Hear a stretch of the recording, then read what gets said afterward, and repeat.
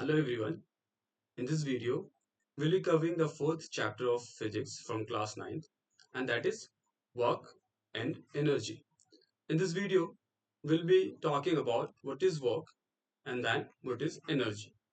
So let's see what are the subtopics in this chapter, and some of the important topics are work, energy, and then types of energy. There are basically two types of energy. One is kinetic energy and other one is potential energy. Okay, then we'll be seeing about law of conservation of energy, which is very important, and then we'll be talking about power. Okay, so from the point of view of entrance examination of 11th class in AMU and Jamia, at least 3 to 4 questions are there from this particular chapter. Okay, so let's see. So what is work? Okay, what is work? In simple language, we can say work is the product of force and displacement. We can say that when we apply some force, when we apply some force on any object and there is a displacement in the object, there is a displacement on the object, then we can say work is done on the object, right? In simple language, we can say when you apply any force on any object and the object displaces by some amount, then we can say work is being done, right? If the displacement is zero, if there is no displacement, if the object is stationary, then work done will be zero. So for work to be done, there must be force and there should be some displacement. Both things are very important. Both things are necessary for work to be done, right? यानी कि work होने के लिए आपको force तो apply करना ही पड़ेगा, साथ में क्या है कि उस ऑब्जेक्ट में कुछ मूवमेंट हो, कुछ डिस्प्लेसमेंट हो. ठीक है, एक एग्जांपल देख के समझिए कि a man is completely exhausted in trying to push a rock but work done is zero. Work done is zero is rock is stationary. ये रॉक है, ये रॉक मास है. अब एक आदमी है जो इसको क्या कर रहा है, पुश कर रहा है, फोर्स लगा रहा है, फोर्स तो अप्लाई अप्लाई कर रहा है, but displacement is zero. Displacement zero होने की वजह से वर्क डन भी जीरो हो गया है. क्लियर ये चीज? यानी कि वर्क डन के लिए आपको फोर्स भी होना चाहिए और डिस्प्लेसमेंट भी होना चाहिए. अब एक और एग्जांपल देखिए कि a man standing still with heavy suitcase may be tired soon, but he does no work. But he does no work. In this situation, he is stationary. This man carries some stuffs over his head. ये कुछ stuffs है इसके सिर पे. But since he is stationary, he is not walking, so work done will be zero. क्यों work done zero क्यों होगा? क्योंकि displacement is zero. That's why work done will be zero. So that formula for work done is force into displacement. Or both things are necessary for work to be done, right? Okay, so what is the definition of work? Work is done when force produces a motion in a body. ये चीज मैंने आपको पहले ही बता दिया कि work तभी होगा जब कोई फोर्स ये फोर्स हमारा इस बॉडी पे मोशन प्रोड्यूस करे, मूवमेंट प्रोड्यूस करे और कुछ उस बॉडी का डिस्प्लेसमेंट हो, तभी हम क्या कर सकते हैं कि वर्क हमारा हुआ है. और एक और डेफिनेशन इसका देख लिए, work is done when force causes displacement. Force causes displacement in the direction of applied force. अब इसका मतलब देखिए, इन the direction of applied force से क्या कहना चाह रहा है ये. ठीक है, ये हमारा ऑब्जेक्ट है, इस पे हम फोर्स लगा रहे हैं इस डायरेक्शन में. There is some amount of force, say 100 newton. Okay, say 100 newton. There is force applied on this object 100 newton force is applied and the motion is in this direction. ठीक है, इसी direction में हम force लगा रहे हैं और movement भी इसी डायरेक्शन में हो रहा है. जो हमारा वर्क होगा, work is force into displacement और दैट विल बी पॉजिटिव. ठीक है, अगर हम फोर्स इस डायरेक्शन में लगा रहे हैं, अगर हम फोर्स उसी डायरेक्शन में लगा रहे हैं, लेट्स सी, ये फोर्स हम इसी डायरेक्शन में लगा रहे हैं, हम दूसरा केस देख रहे हैं कि हम फोर्स इस डायरेक्शन में लगा रहे हैं लेकिन मोशन हमारा इस डायरेक्शन में हो रहा है, मोशन अपोजिट डायरेक्शन में हो सकता है. जैसे जब हम क्या करते हैं, ब्रेक लगाते हैं. Suppose you are riding a bike and you apply brake. जब आप ब्रेक लगाते हैं, गाड़ी तो आपका फॉरवर्ड डायरेक्शन में ही मूव करता है, लेकिन ब्रेक क्या करता है, एक फोर्स लगाता है बैकवर्ड डायरेक्शन में. इस डायरेक्शन में जो वर्क डन होता है, that work done is negative. यानी कि आप जिस डायरेक्शन में फोर्स लगा रहे हैं और मोशन उसके अपोजिट डायरेक्शन में हो रहा है, इस केस में वर्क डन जो होगा वो नेगेटिव होगा। इस केस में वर्क डन जो होगा वो नेगेटिव होगा। क्लियर ये चीज? इस केस में जो वर्क डन होगा वो नेगेटिव होगा। ठीक है, अब देखिए क्या कर रहा है, conditions for work done. Conditions for work done, अब वर्क डन के लिए क्या क्या कंडीशन होना चाहिए? कंडीशंस फॉर वर्क डन, सो दो बहुत इंपॉर्टेंट कंडीशन है कि एक तो फोर्स फोर्स अप्लाई होना चाहिए बॉडी में, मैंने पहले बताया, और सम डिस्प्लेसमेंट होना चाहिए। फोर्स और डिस्प्लेसमेंट दोनों नेसेसरी कंडीशन है वर्क के होने के लिए। ठीक है, ठीक है। अब देखो, एक बॉडी, ये वाला बॉडी है, ये बॉडी है हमारा, ये ऑब्जेक्ट है, ये ऑब्जेक्ट है, इस पे हम फोर्स लगा रहे हैं, इस डायरेक्शन में हमने फोर्स लगाया और मूवमेंट होकर के बॉडी मूव करके यहाँ आ गया। तो इससे हम इस केस में क्या कहेंगे, जो हमारा वर्क होगा, वर्क हमने जो फोर्स लगाया मल्टीप्लाइड बाय द डिस्प्लेसमेंट, जितना डिस्टेंस इसने कवर किया, जितना डिस्प्लेसमेंट इसने कवर किया, that will be our work. तो इस केस में देखिए क्या डेफिनेशन लिखा हुआ है, work done is in moving a body is equal to product of force and displacement of the body in the direction of force. In the direction यानी कि आप जिस डायरेक्शन में फोर्स लगा रहे हैं उसी डायरेक्शन में बॉडी का मूवमेंट होना चाहिए। जिस डायरेक्शन में आप फोर्स लगा रहे हैं उसी डायरेक्शन में बॉडी का मूवमेंट होना चाहिए, तभी हम क्या कहेंगे, फोर्स इंटू डिस्प्लेसमेंट लगाएंगे। फोर्स इंटू डिस्प्लेसमेंट का फॉर्मूला तभी लगाएंगे जब हम क्या कर रहे हैं, जिस डायरेक्शन में फोर्स लगा रहे हैं हमारा बॉडी उसी डायरेक्शन में मूव कर रहा है। ओके, उस केस में सिंपली हम फोर्स इंटू डिस्प्लेसमेंट लिख देंगे, F into S. Okay okay, let's see case two, कि हम जिस, हमारा केस वन क्या था कि हम जिस डायरेक्शन में फोर्स लगा रहे हैं उसी डायरेक्शन में मोशन हो रहा है, जिस डायरेक्शन में फोर्स लगा रहे हैं उसी डायरेक्शन में डिस्प्लेसमेंट हो रहा है, उसी डायरेक्शन में डिस्प्लेसमेंट हो रहा है। ठीक है, जिस डायरेक्शन में हम फोर्स लगा रहे हैं उसी डायरेक्शन में हमारा क्या हो रहा है, डिस्प्लेसमेंट हो रहा है। तो हम इसको क्या कहेंगे कि इसको हम वर्क डन का फॉर्मूला सिंपली लिख देंगे, फोर्स इंटू डिस्प्लेसमेंट। ठीक है, फोर्स इंटू डिस्प्लेसमेंट। क्लियर है? अब हम केस, दूसरा केस देखते हैं कि हम फोर्स लगा रहे हैं, मान लो ये हमारा बॉडी है, मूवमेंट इधर कर रहा है और फोर्स हम किसी एंगल पे लगा रहे हैं, फोर्स हम इधर लगा रहे हैं, मूवमेंट इधर कर रहा है, किसी एंगल पे हमारा, कुछ एंगल थीटा मान लो, किसी एंगल पे हम फोर्स लगा रहे हैं, मूवमेंट कहीं और कर रहे हैं।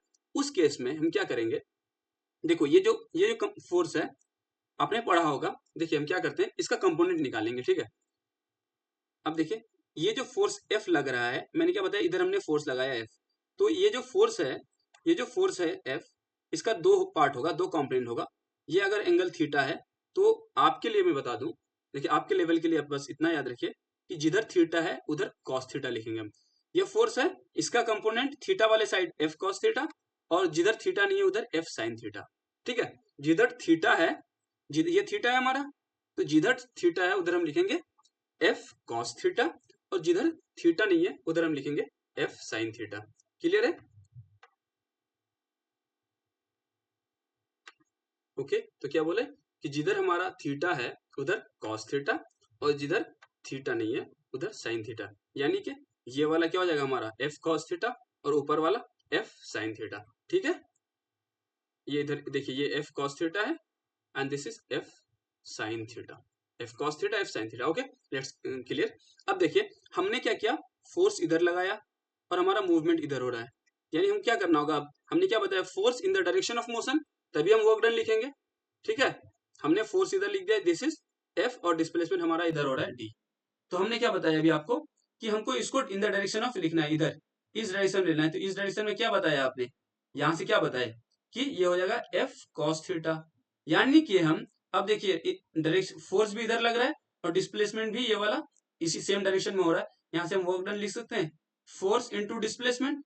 अब फोर्स हमारा क्या है, ये हम जो व्हाइट कलर से शो कर रहे हैं, ये जिस डायरेक्शन में मोशन में हो रहा है उस डायरेक्शन में फोर्स कौन सा लग रहा है, that is F cos theta into displacement. ठीक है, यही हमारा वर्क डन हो जाएगा, work done will B F cos theta into displacement. ठीक है, F cos theta into displacement.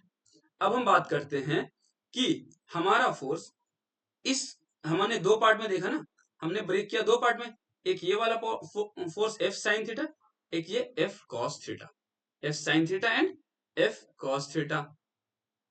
ठीक है, अब देखो कि हम F cos थीटा की वजह से तो वर्क डन निकालिए, W work done is F cos theta into D, और F sin थीटा की वजह से मूवमेंट इधर हो रहा है, मूवमेंट इधर हो रहा है और फोर्स ऊपर लग रहा है। चलो फॉर्मूला लिख देते हैं, F sin theta into D.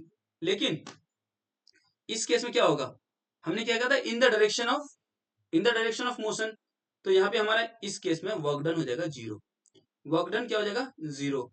Work done zero हो जाएगा। आपको बेसिकली सिंपली याद रखना है general formula, work done will B F cos theta into D, या फिर लिख सकते हैं एफ डी कॉस थीटा, और डी को मैंने रिप्रेजेंट किया है इसमें एस से, यानी दैट इज डिस्प्लेसमेंट। तो वर्क डन का फॉर्मूला यहाँ पे आ जाता है F s cos theta, f s cos theta.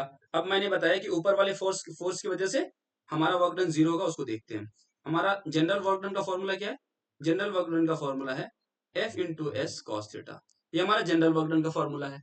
अब देखिए मैं इस फोर्स के बेसिस पे निकाल रहा हूं, मैं इस फोर्स के बेसिस पे निकाल रहा हूं। ऊपर वाला जो फोर्स है, उस फोर्स के बेसिस पे हमारा कितना हो जाएगा वर्क डन, उस फोर्स के बेसिस पे हमारा एंगल कितना बनेगा, यहाँ पे हमारा मूवमेंट इस डायरेक्शन में हो रहा है, एंगल बनेगा 90 degree, F into S into cos of 90 degree. F s cos 90 degree is zero, cos 90 is zero, यानी कि work done will be zero. ये चीज क्लियर हो गया कि वर्क डन जीरो क्यों होगा। तो आप यहां से एक चीज आप दिमाग में लेके चलिए, जब भी हमारा डिस्प्लेसमेंट और फोर्स परपेंडिकुलर हो, यानी 90 डिग्री हो, कॉस 90 हमेशा जीरो होता है, कॉस 90 कॉस 90 जीरो होता है। इसका मतलब कि जब फोर्स और डिस्प्लेसमेंट 90 डिग्री पे हो, तो वहां पे वर्क डन जीरो होगा, वहां पे वर्क डन जीरो होगा, क्योंकि कॉस 90 जीरो होता है, इसलिए वर्क डन वहां पे जीरो हो जाएगा। ठीक है, ये चीज क्लियर है यहाँ पे क्लियर है ये चीज। चलिए आगे देखते हैं, आगे क्या है, कुछ स्पेशल केसेस है, उसको हम डिस्कस करते हैं कि क्या क्या वो स्पेशल केसेस है। ठीक है, देखिए कि theta is when theta is 0 degree, when theta is 0 degree, when theta is 90 degree, and when theta is 180 degree, when theta is 180 degree. अब देखो थीटा 0 डिग्री कब होगा, ये हमारा बॉडी है, हम इधर फोर्स लगा रहे हैं और इसी डायरेक्शन में डिस्प्लेसमेंट हो रहा है, तो इस केस में थीटा क्या हो गया, 0 डिग्री। अब थीटा 90 डिग्री कैसे होगा, यहाँ देखो नीचे एग्जांपल दे रखा है मैंने, हमने फोर्स इधर लगाया, डिस्प्लेसमेंट भी इसी डायरेक्शन में हुआ, हमने फोर्स लगाया किधर, हमने फोर्स लगाया इस डायरेक्शन में, हमारे अपने राइट हैंड साइड, और डिस्प्लेसमेंट भी उसी डायरेक्शन में हुआ, तो यहाँ पे थीटा कितना हो गया, थीटा यहाँ पे हो गया 0 डिग्री। ठीक है, 0 डिग्री का केस समझ में आ गया। अब देखो 90 डिग्री, हमारा डिस्प्लेसमेंट इस डायरेक्शन में हो रहा है और फोर्स नीचे लग रहा है, फोर्स नीचे के वाले डायरेक्शन में लग रहा है, तो यहाँ पे कितना डिग्री का एंगल बन रहा है, फोर्स और डिस्प्लेसमेंट के बीच में 90 डिग्री का एंगल बन रहा है। So this will be the case of 90 degree. अब हम फोर्स इस डायरेक्शन में लगा रहे हैं, हम फोर्स इस डायरेक्शन में लगा रहे हैं, पर हमारा डिस्प्लेसमेंट पीछे वाले डायरेक्शन में हो रहा है, तो यहाँ पे थीटा कितना हो गया, 180 डिग्री, थीटा कितना हो गया, 180 डिग्री। ठीक है, ये केस क्लियर है। अब हम एक एक करके देखते हैं। अगर हम यहाँ पे वर्क डन का फॉर्मूला लिखें, वर्क डन का फॉर्मूला में क्या लिखा था, f s cos theta, f s cos theta यानी f s cos of 0 degree, right. Cos of 0 degree कितना होता है, कॉस ऑफ 0 डिग्री 1 होता है, कॉस ऑफ 0 डिग्री 1 होता है, यानी कि मैं यहां से लिख सकता हूं work done is to F into S. ये चीज क्लियर है, यहां से क्लियर हो गया ये चीज। F s cos theta, cos F s cos theta, theta is 0 degree, so cos theta of 0 is, cos of 0 is 1, तो वर्क डन हमारा क्या हो जाएगा, एफ इंटू एस, और वर्क डन जो होगा वो हमारा होगा पॉजिटिव।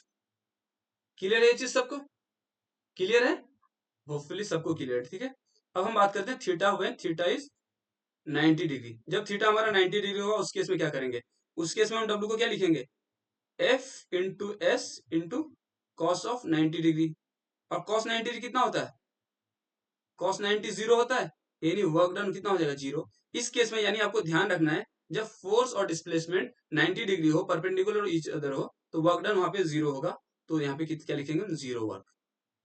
ठीक है, हम यहाँ पे लिखते हैं जीरो वर्क। अब बात करते हैं हमारा थीटा जब 180 डिग्री होगा, थीटा 180 डिग्री का मतलब हम क्या लिखेंगे, work done is to F into S into cos of 180 degree. अब आप बताइए कॉस ऑफ 180 डिग्री कितना होगा, बताइए, कमेंट कीजिए।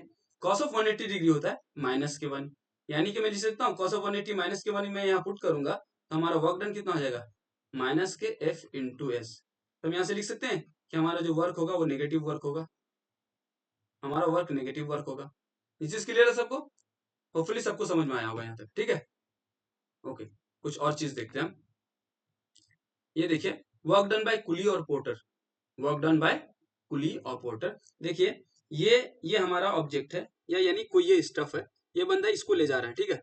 या कुली वाला एग्जांपल देखिए आप, ये क्या है, this is some sort of stuff, ये कोई क्या है, ये बॉक्सेस है, ये कुली इसको कैरी कर रहा है, राइट।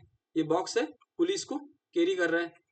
तो देखिए, कैरी करने का मतलब ये हुआ कि मूवमेंट, ये क्या कुली आगे की तरफ मूव करेगा इस डायरेक्शन में, आगे की डायरेक्शन में मूव करेगा कुली, कुली इस डायरेक्शन में मूव कर रहा है, लेकिन जो बॉक्स है उस पे जो वेट लग रहा है वो किस डायरेक्शन में लगेगा, वो नीचे के डायरेक्शन में लगता है।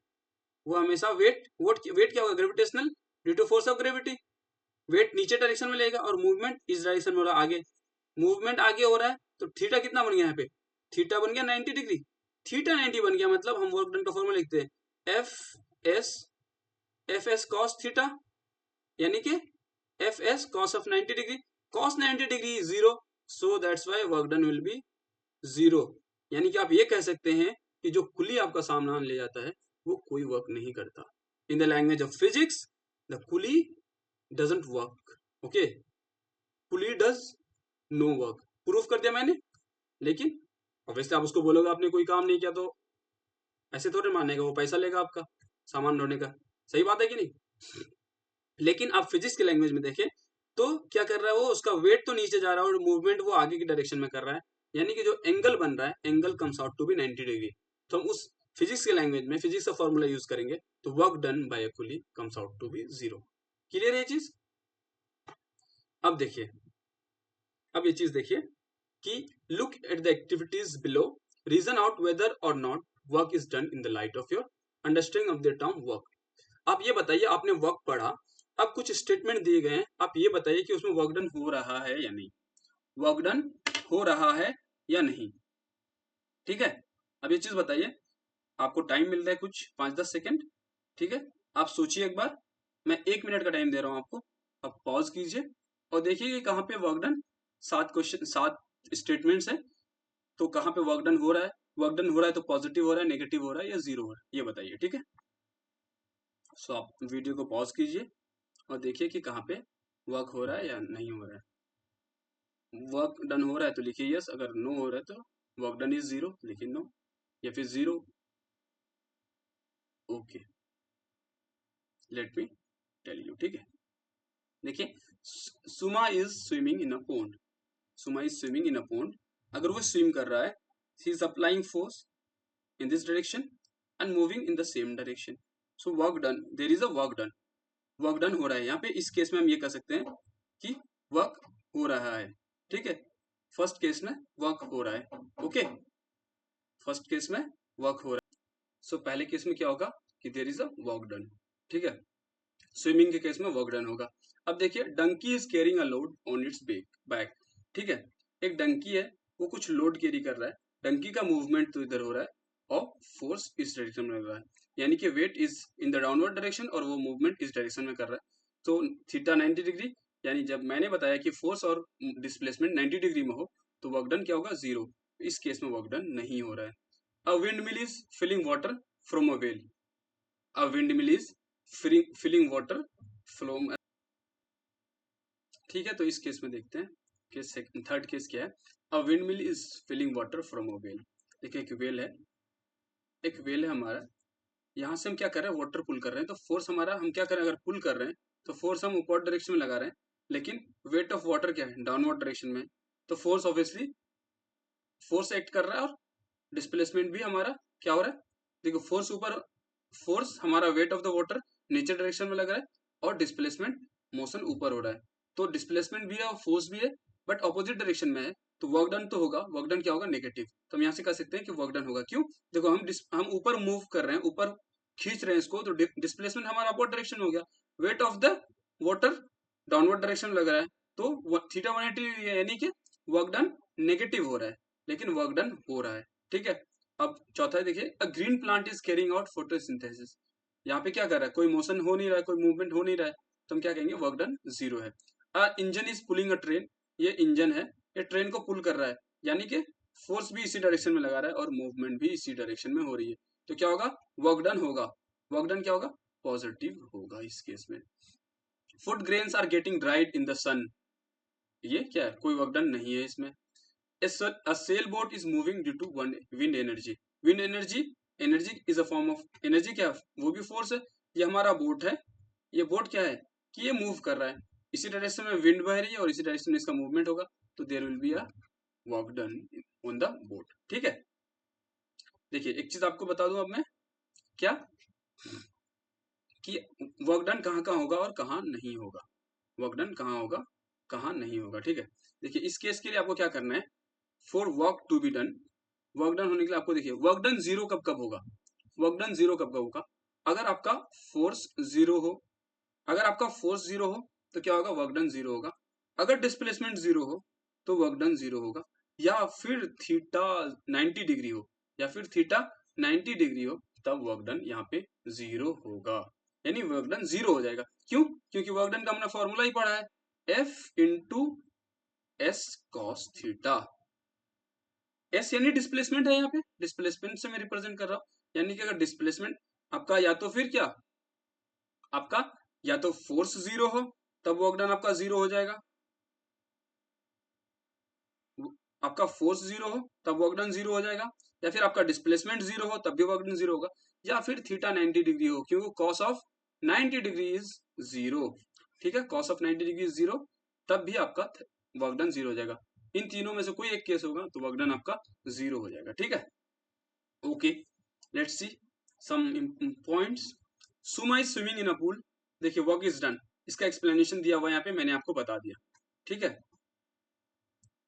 अब देखिए if a body is moving, देखिए ये 7 पॉइंट्स थे वहां पे, जो जिसका मैंने एक्सप्लेनेशन आपको दे दिया। ठीक है, अब एक बार इसको पीपीटी अपलोड हो जाएगी, आप डिस्क्रिप्शन में पीपीटी देख लेंगे। ठीक है, पीपीटी आप एक बार जो मैं प्रेजेंटेशन आपको दिखा रहा हूँ ये अपलोड हो जाएगी, आप एक बार उसको क्या करें, अच्छे से गो थ्रू कर जाए तो आपको सब कुछ समझ में आ जाएगा, मैंने सारा चीज एक्सप्लेन कर दिया है। Okay, so let's see, if a body is moving in horizontal direction then work done by force of gravity will be, if a body is moving in horizontal direction the work done will due to force of gravity, move इस direction में कर रही है, force of gravity कितने हमेशा नीचे लगता है, force of gravity theta is 90 degree, यानी work done will be zero. Clear है, work done will be zero. ठीक है, क्यों, क्योंकि वर्क फोर्स और डिस्प्लेसमेंट के बीच में, डिस्प्लेसमेंट इधर हो रहा है और फोर्स नीचे लग रहा है, फोर्स और डिस्प्लेसमेंट के बीच में थीटा 90 डिग्री है, इसलिए वर्क डन जीरो होगा। When a body is moving in a circular path, then work done by the centripetal force will be. Work done by the centripetal force will be. देखिए कोई body अगर circular path में move कर रही है, यानी किसी भी मूवमेंट पे, किसी भी मूवमेंट पे उसका डायरेक्शन क्या होगा, उसका डायरेक्शन टेंजेंशियल होगा। किसी भी पॉइंट पे अगर उसका डायरेक्शन देखेंगे वो हमेशा टेंजेंशियल होगा। टेंजेंशियल यानी perpendicular to the radius, perpendicular to the radius. अब देखिए सेंट्रीपिटल फोर्स, सेंट्रीपिटल फोर्स क्या होता है आपको पता हो तो, सेंट्रीपिटल फोर्स क्या होता है, विच एक्ट्स क्या, which acts toward the centre. देखिए let me tell you, this is circle and when there is a motion, तो क्या हो रहा है, कोई भी बॉडी जब सर्कुलर मोशन में मूव करती है तो उसका डायरेक्शन हमेशा टेंजेंशियल होता है। किसी भी पॉइंट पे उसका आप डायरेक्शन देखेंगे वो टेंजेंशियल होगा हमेशा, टेंजेंशियल। ठीक है, टेंजेंशियल का मतलब क्या हुआ कि रेडियस से परपेंडिकुलर डिग्री, रेडियस से 90 डिग्री यानी परपेंडिकुलर टू द रेडियस।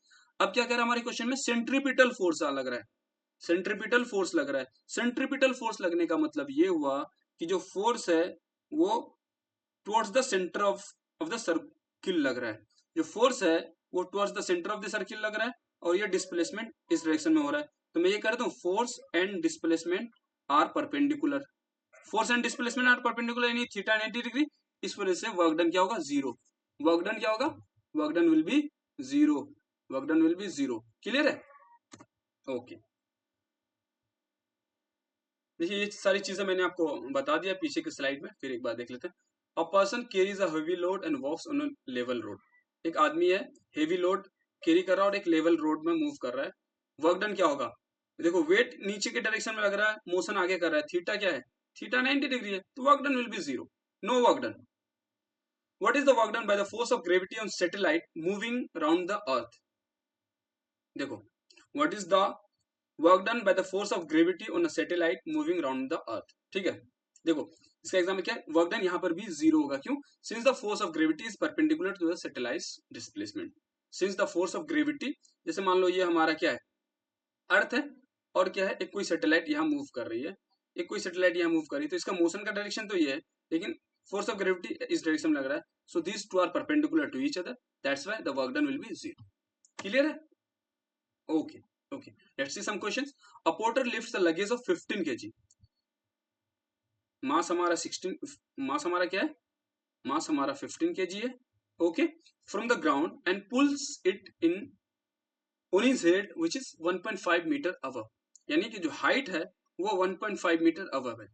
वो नीचे से लिफ्ट करता है, यहाँ है, यहाँ से लिफ्ट करके अपने सिर पे रखता है, दैट इज 1.5 मीटर हाइट। ठीक है, यहाँ तक क्लियर है? 1.5 metre above the his height. ठीक है, अब देखते हैं, calculate the work done by him on the luggage. इसने कितना वर्क डन किया? Work done is force into displacement. अब फोर्स क्या, ये जो 15 kg का बॉडी को मूव कर रहा है, तो ये फोर्स कितना हो जाएगा, that will be the weight of the body, weight यानी mg। ठीक है, और ये डिस्प्लेसमेंट कितना कर रहा है, हाइट के बराबर, यानी फोर्स का मैं लिख दूं m इंटू जी, और डिस्प्लेसमेंट कितना, हाइट के बराबर, यानी mgh। अब मास कितना है 15 kg, जी का वैल्यू मैं 10 मान लेता हूं, और हाइट कितना है 1.5। सो हमारा वर्क डन कितना हो जाएगा, work done will B 225। Okay, work done will B 225। ठीक है, यहां तक क्लियर है? 225 जूल। ठीक है, the unit will be joule. ठीक है, the unit will be joule. तो आपको ये चीज याद रखना है कि वर्क का यूनिट क्या होता है, joule, which is represented by capital J. ठीक है, which is represented by joule written with small J और रिप्रेजेंटेड बाय कैपिटल जे। अगर आप जूल लिखेंगे तो स्मॉल जे से लिखना है जूल आपको, और रिप्रेजेंट करना है तो कैपिटल जे से। ठीक है, अब देखिए एक और क्वेश्चन है कि Chintulal applied a force of 10 newton. Chintulal क्या कर रहा है, 10 न्यूटन का फोर्स लगा रहा है। Moved a book 30 centimetre in the direction of force. यानी कि एक ये बुक है, चिंटूलाल इस पे 10 न्यूटन का फोर्स लगा रहा है, और ये 30 सेंटीमीटर मूव किया इसी डायरेक्शन में। How much work did done by Chintulal. Chintulal work कितना करा, फोर्स इंटू डिस्प्लेसमेंट। अब डिस्प्लेसमेंट क्या करना है आपको, सारे को ऐसा यूनिट में रखना है। 30 सेंटीमीटर इज इक्वल टू, यानी कि 0.3 मीटर, राइट।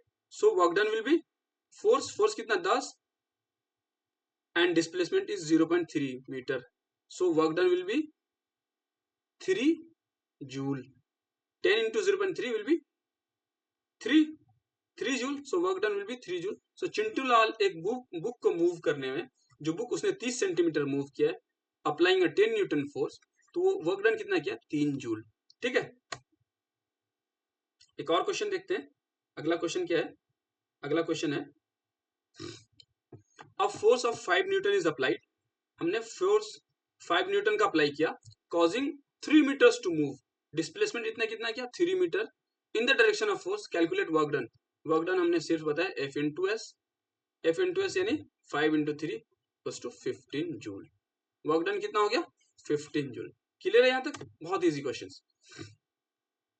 ठीक है, so let's see work done bye spring. Work done bye spring.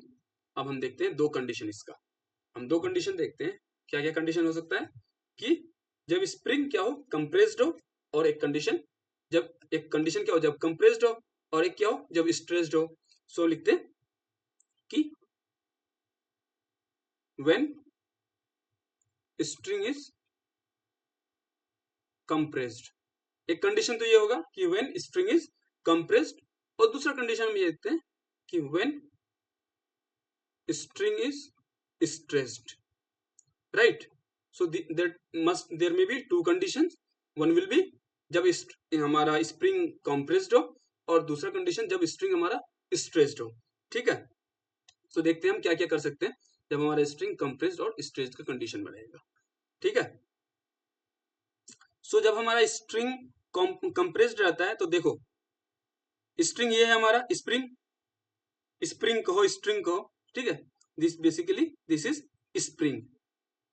क्योंकि स्ट्रिंग को हम क्या कर सकते, कंप्रेस नहीं कर सकते, राइट। हम स्ट्रिंग यानी धागा, उसको तो हम थ्रेड को तो कंप्लीट नहीं कर सकते ना, हम बात कर रहे हैं यहाँ पे स्प्रिंग की, हम बात करें स्प्रिंग की, ठीक है, स्प्रिंग की। तो व्हेन स्प्रिंग इज कॉम्प्रेस, तो हमारा स्प्रिंग देखिए ये है, हम इसको कॉम्प्रेस कर रहे हैं, तो हम इस डायरेक्शन में क्या, हमारा क्या हो रहा है, डायरेक्शन ऑफ मूवमेंट इस डायरेक्शन में है, हमारा डायरेक्शन ऑफ मूवमेंट इस डायरेक्शन में है, लेकिन ये स्ट्रिंग हम पे इस डायरेक्शन में फोर्स लगा रहा है।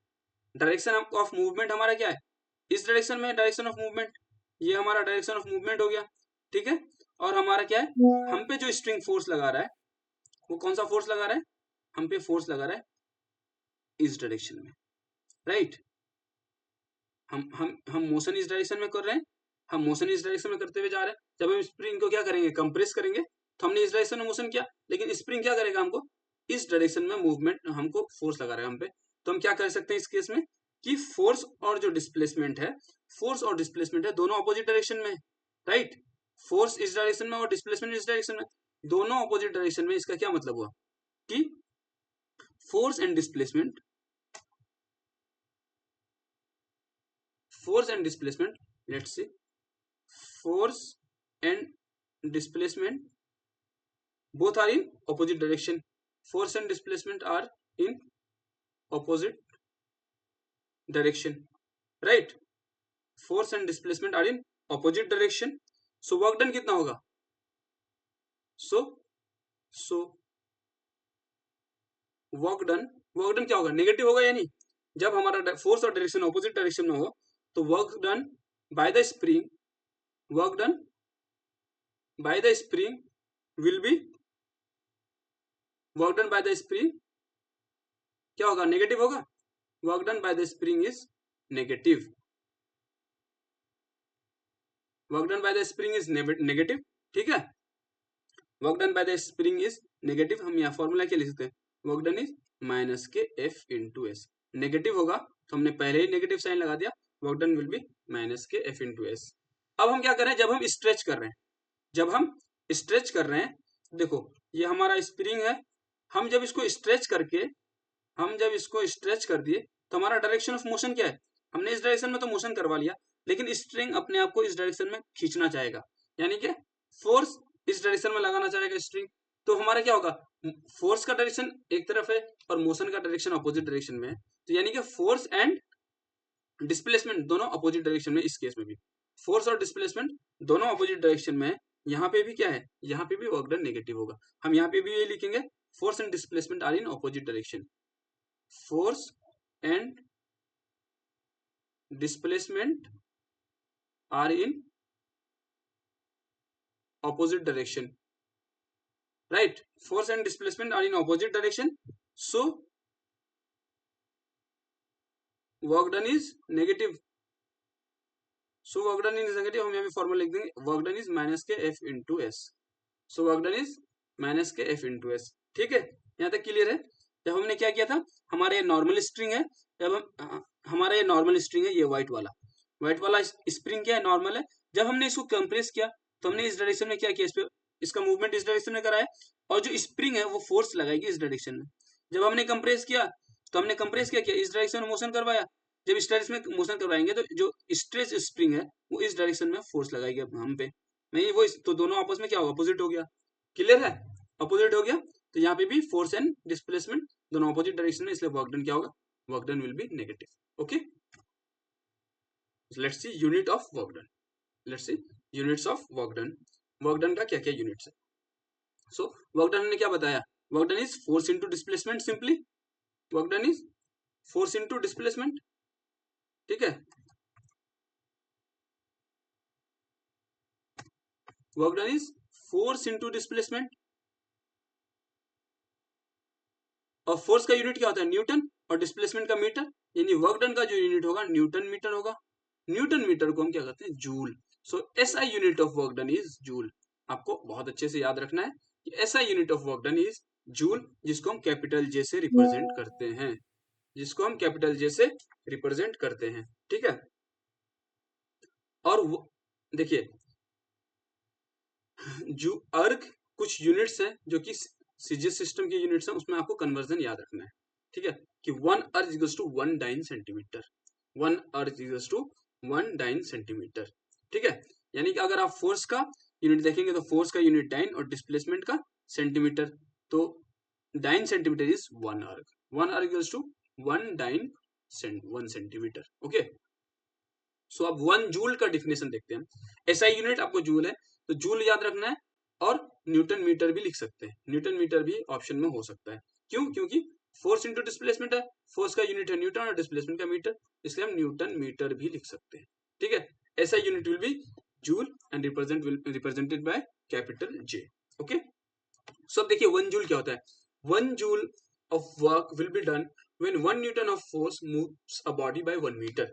मतलब कि हम 1 न्यूटन का फोर्स लगा रहे हैं और वो बॉडी 1 मीटर से मूव कर रही है, जो वर्क डन होगा वो हो जाएगा 1 जूल का। यानी हम किसी बॉडी पे 1 न्यूटन का फोर्स लगा रहे हैं और 1 मीटर मूव कर रहा है वो, तो वहां पे जो वर्क डन होगा that will be 1 joule. Okay, work is completed है and let's see what is energy. The basic definition of energy is, the very basic definition of energy is defined as the ability to do work. आपके body में energy है तभी आप कोई काम कर पाएंगे, राइट? अगर आप कोई काम कर रहे हैं इसका मतलब यह है कि आपके पास एनर्जी है, राइट? अगर गाड़ी मूव कर रही है, आपका बाइक, आप बाइक राइड कर पा रहे हैं, इसका मतलब है कि बाइक के अंदर कुछ एनर्जी है इन द फॉर्म ऑफ फ्यूल। अगर उसका एनर्जी खत्म हो जाए, यानी उसका फ्यूल खत्म हो जाए, तो वो चलेगा बिल्कुल नहीं। इसका मतलब है कि आपके पास वर्क करने की जो एबिलिटी है इज ड्यू टू एनर्जी। उस बाइक पे आप राइड कर रहे हैं, वो बाइक को चलने की एबिलिटी है is due to energy, and that energy is in the form of fuel. ठीक है, so energy can be defined as the ability to do work. Its unit is same as that of work, यानी work का क्या था? Joule, इसलिए energy का भी जो यूनिट होगा that will be joule. Okay, that will be joule.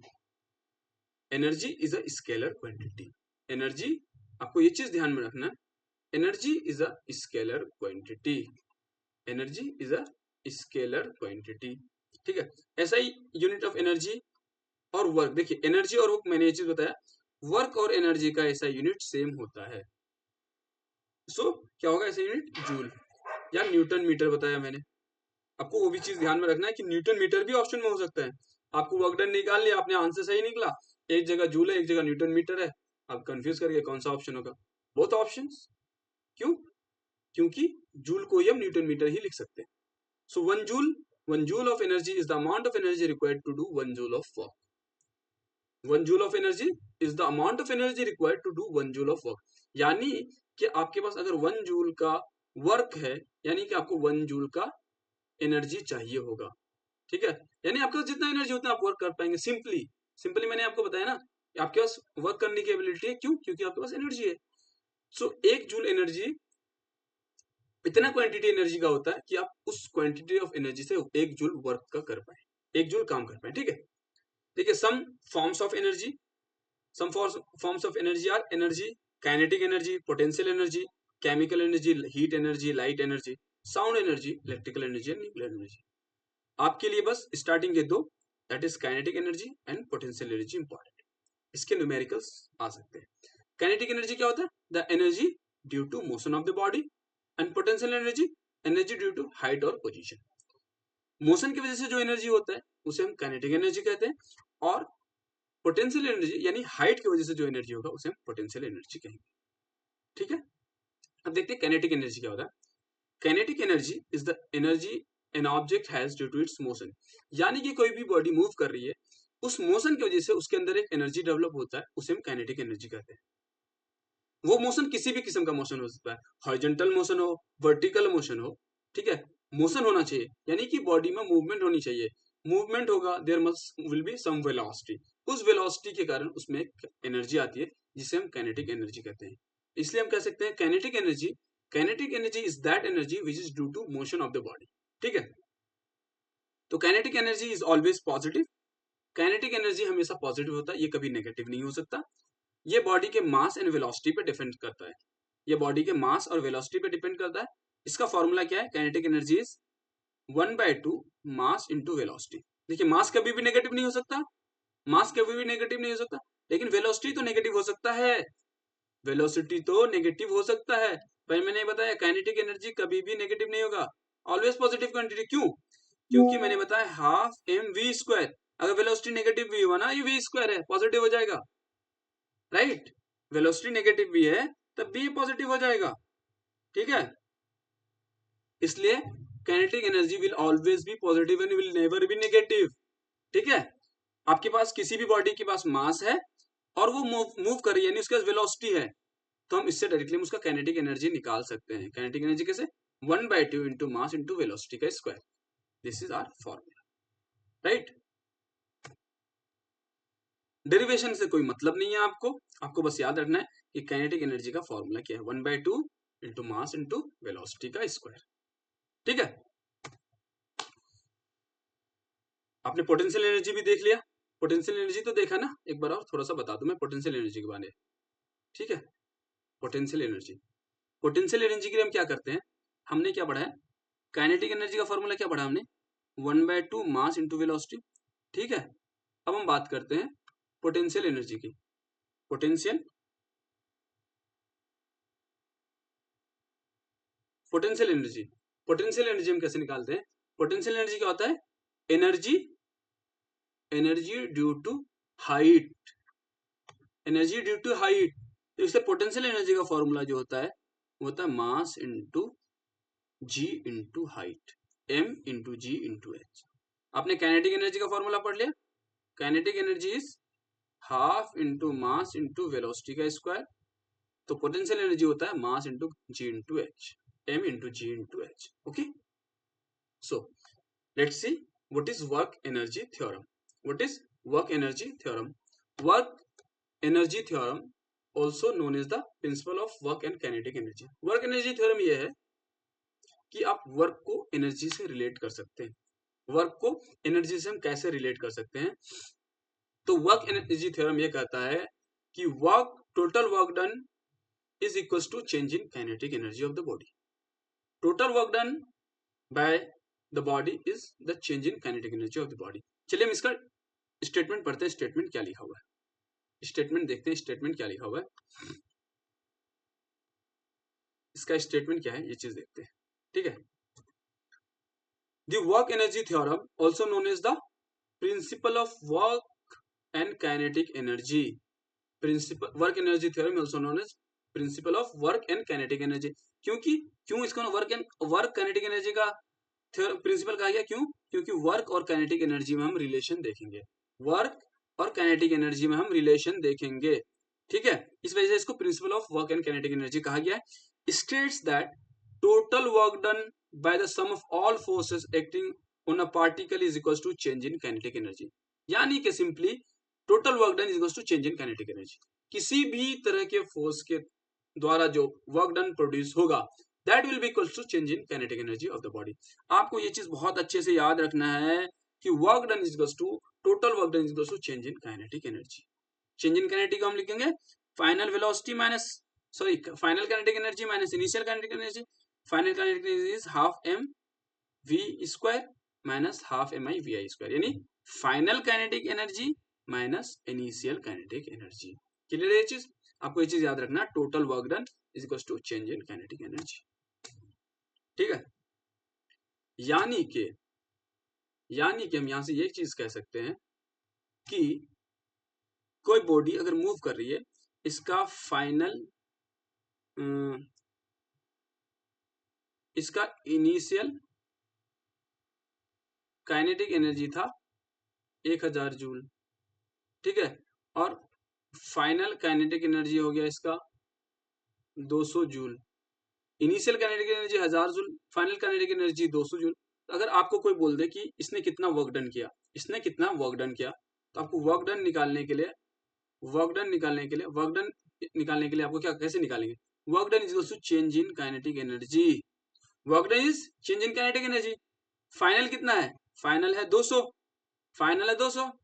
Work done ये होता है ना चेंज इन काइनेटिक, यानी kinetic energy final minus kinetic energy initial. Final 200 है और इनिशियल 1000 था हमारे पास, तो इसने कितना वर्क डन किया? Work done will be equal to minus के 800 joule. Work done will be equal to negative. Negative का मतलब क्या हुआ कि इसका वेलोसिटी कम हुआ है, मतलब half M V final square minus half M V initial square, यानी वी इनिशियल ज्यादा था, वी फाइनल कम हो गया, यानी बॉडी रिटार्डेशन हो रही थी। यानी कि अगर कोई बॉडी मूव कर रहा था उस पर ब्रेक लगाया गया, इधर ब्रेक लगाने का मतलब वेलोसिटी कम हुई, मतलब मोशन तो इधर हो रहा है लेकिन ब्रेक जो फोर्स लगा रहा है वो अपोजिट डायरेक्शन में फोर्स लग रहा है, इस वजह से ना वर्क डन क्या हो गया, नेगेटिव। क्लियर है यहाँ तक? ओके, कुछ स्टेटमेंट्स देखते हैं और देखते हैं कि इस केस में क्या होगा हमारा काइनेटिक एनर्जी। Let's read. आप वीडियो पॉज करें और एक बार पढ़ें इसको, आपको क्या समझ में आ रहा है। ठीक है, एक बार वीडियो क्या करें, वीडियो पॉज करें आप, फिर पढ़ें कि आपको क्या समझ में आ रहा है। चलिए देखते हैं कि ये स्टेटमेंट्स क्या कह रहे हैं। ठीक है, कि let's read, if both the mass and the velocity of an object are doubled, यानी कि मास जो था उसको हमने 2m कर दिया एंड वेलोसिटी को भी हमने 2v कर दिया। ठीक है, mass and velocity are doubled, what will be the new kinetic energy compared to the original. Original कितना था, ओरिजिनल मास था m, v था v स्मॉल v, तो हमारा हाफ एम वी स्क्वायर। जब हमने मास को डबल कर दिया, वेलोसिटी को भी डबल कर दिया, तो हमारा काइनेटिक एनर्जी कितना हो जाएगा, half into 2m into 2v का होल स्क्वायर, यानी कि half into 2m into 4v square.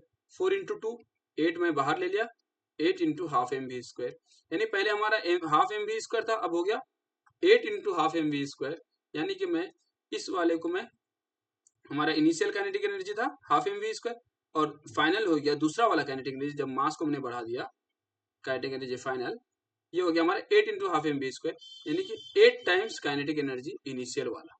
ठीक है, यानी कि 8 टाइम्स बढ़ जाएगा हमारा काइनेटिक एनर्जी, हमारा काइनेटिक एनर्जी 8 टाइम्स बढ़ जाएगा।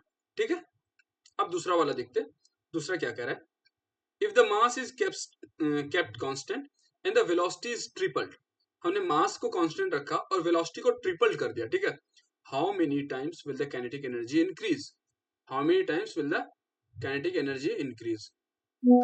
ठीक है, how many times will the kinetic energy increase, तो देखते हैं, हमने मास को तो कांस्टेंट रखा m और वेलोसिटी को हमने कर दिया 3v, हमारा इनिशियल काइनेटिक एनर्जी कितना होगा, इनिशियल काइनेटिक एनर्जी यानी पहले हमारा m था तो हाफ एम वी स्क्वायर। ठीक है, जब हमने मास को कांस्टेंट रखा m और वेलोसिटी कर दिया 3v, तो हमारा काइनेटिक एनर्जी फाइनल जो हो जाएगा half into M into 3v का स्क्वायर, यानी कि half into M into 9v square, यानी मैं लिख सकता हूँ 9 into half M we square.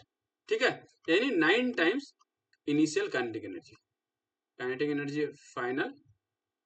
ठीक है, kinetic energy final is equal to 9 times kinetic energy initial. ठीक है, ये चीज तो पता चल गया कि कितना टाइम्स हुआ, how many times will the kinetic energy increase, तो कितना टाइम्स हुआ, कितना टाइम्स हो गया, 9 times, kinetic energy is 9 times the original one. अब क्वेश्चन क्या कर रहा है कि also find the percentage change in the kinetic energy. Percentage change निकालने हमने क्या करेंगे, परसेंटेज चेंज निकालने के लिए change over original into 100, change कितना हो गया 9, 9 टाइम्स हो गया, पहले कितना था 1, तो चेंज कितना हो जाएगा 9 इंटू काइनेटिक एनर्जी, यानी 9 into half M we square, 9 into half M we square, और ओरिजिनल कितना था half M we square, divide by original half M we square into 100, यही होता है ना। परसेंटेज इंक्रीज कितना होगा, कितना चेंज हुआ, डिवाइड बाय ओरिजिनल इंटू 100, तो हम क्या लिख सकते हैं यहां से, हम ये लिखेंगे कि 9 into half M we square minus half M we square divided by 1/2 M we square into 100, तो ऊपर कितना हो जाएगा, ऊपर कितना हो जाएगा 8 into half M we square divided by half M we square into 100, half M V से half M we square cancel हो गया, यानी 800%, 800%, यानी कि हमारा जो क्या कह रहा है, also find the percentage change, percentage change कितना हो जाएगा 800% चेंज हो जाएगा। क्लियर है यहाँ तक? ठीक है, अब एक और चीज देखते हैं कि a bullet of mass 0.02 kg, mass is 0.02 kg velocity is 400 meter, velocity is 400 meter per second. Calculate the kinetic energy. Kinetic energy क्या फॉर्मूला क्या था, half M we square, half into mass कितना है 0.02 kg इंटू वेलोसिटी 400 का square, ये जगह 1/2 into 0.02 into 400 का square, 4 4 सा 16 और 2 जीरो के बदले 4 जीरो, ठीक है। इसको यहां से काट दो, तो जगह 0.01, इसको मल्टीप्लाई करके लिखेंगे हम, तो हो जाएगा 1600। Kinetic energy will be comes out to be 1600। Kinetic energy will comes out to be 1600 joule. समझ में आया कैलकुलेशन कैसे होगा? कैलकुलेशन आपको बहुत फास्ट करनी है, कैलकुलेशन आपको बहुत फास्ट करनी है, क्योंकि आपको टाइम बहुत कम मिलेगा एंट्रेंस एग्जाम में, किसी भी एग्जाम में आपको टाइम बहुत कम मिलेगा, कैलकुलेशन बहुत फास्ट करनी है आपको। फॉर्मूला होता है काइनेटिक एनर्जी का, काइनेटिक एनर्जी का फॉर्मूला होता है half M we square, half M into M into we square. Mass हमारा दे रखा है 0.02 kg, वेलोसिटी इज 400 मीटर पर सेकेंड, तो 1/2, जब 2 से हमने इसको काट दिया तो ये हो गया 0.01 इंटू वेलोसिटी 400 का स्क्वायर, 4 का 16 और 2 जीरो के बदले 4 जीरो ये वाला, ठीक है। तो इसको जब यहाँ 0.01 multiplied by this quantity will be 1600। So kinetic energy क्या हो जाएगा 1600 जूल, ठीक है। एक और क्वेश्चन देखते हैं। A car is weighing 100 kg, मास इसका दे रखा है 100 kg, sorry 1000 kg, and travelling है 30 मीटर पर सेकेंड, वेलोसिटी दे रखा है 30 मीटर पर second. What is the work done by the brakes? Work done by the brake यानी कि फाइनल वेलोसिटी 0 हो जाएगी, ठीक है। फाइनल वेलोसिटी 0 हो जाएगी, इनिशियल वेलोसिटी 30 थी, तो वर्क डन बराबर क्या होता है change in kinetic energy. Change in kinetic कितना हो जाएगा half M V final square minus half M V initial square. V final 0 है यानी ये क्वांटिटी 0 हो गया, हाफ इंटू एम कितना है 1000, वी इनिशियल कितना था 30, 3 3 900, इसको काट दो 500 से, तो 500 इंटू 900 कितना हो जाएगा माइनस के 9 5 45 00, इतना जूल। वर्क डन नेगेटिव आ गया। अब आपको मैंने पहले बताया था कि ब्रेक्स के थ्रू अगर आप आप गाड़ी में ब्रेक लगाते हैं, जो वहां पे वर्क डन होता है वो नेगेटिव होता है, और हमारा नेगेटिव आ गया। क्लियर है यहां तक? Okay. Two balls A and B of mass 5 kg and 10 kg respectively. Ball A moves at a velocity of 15 meter per second, ball B 10 meter per second. Which ball have more kinetic energy?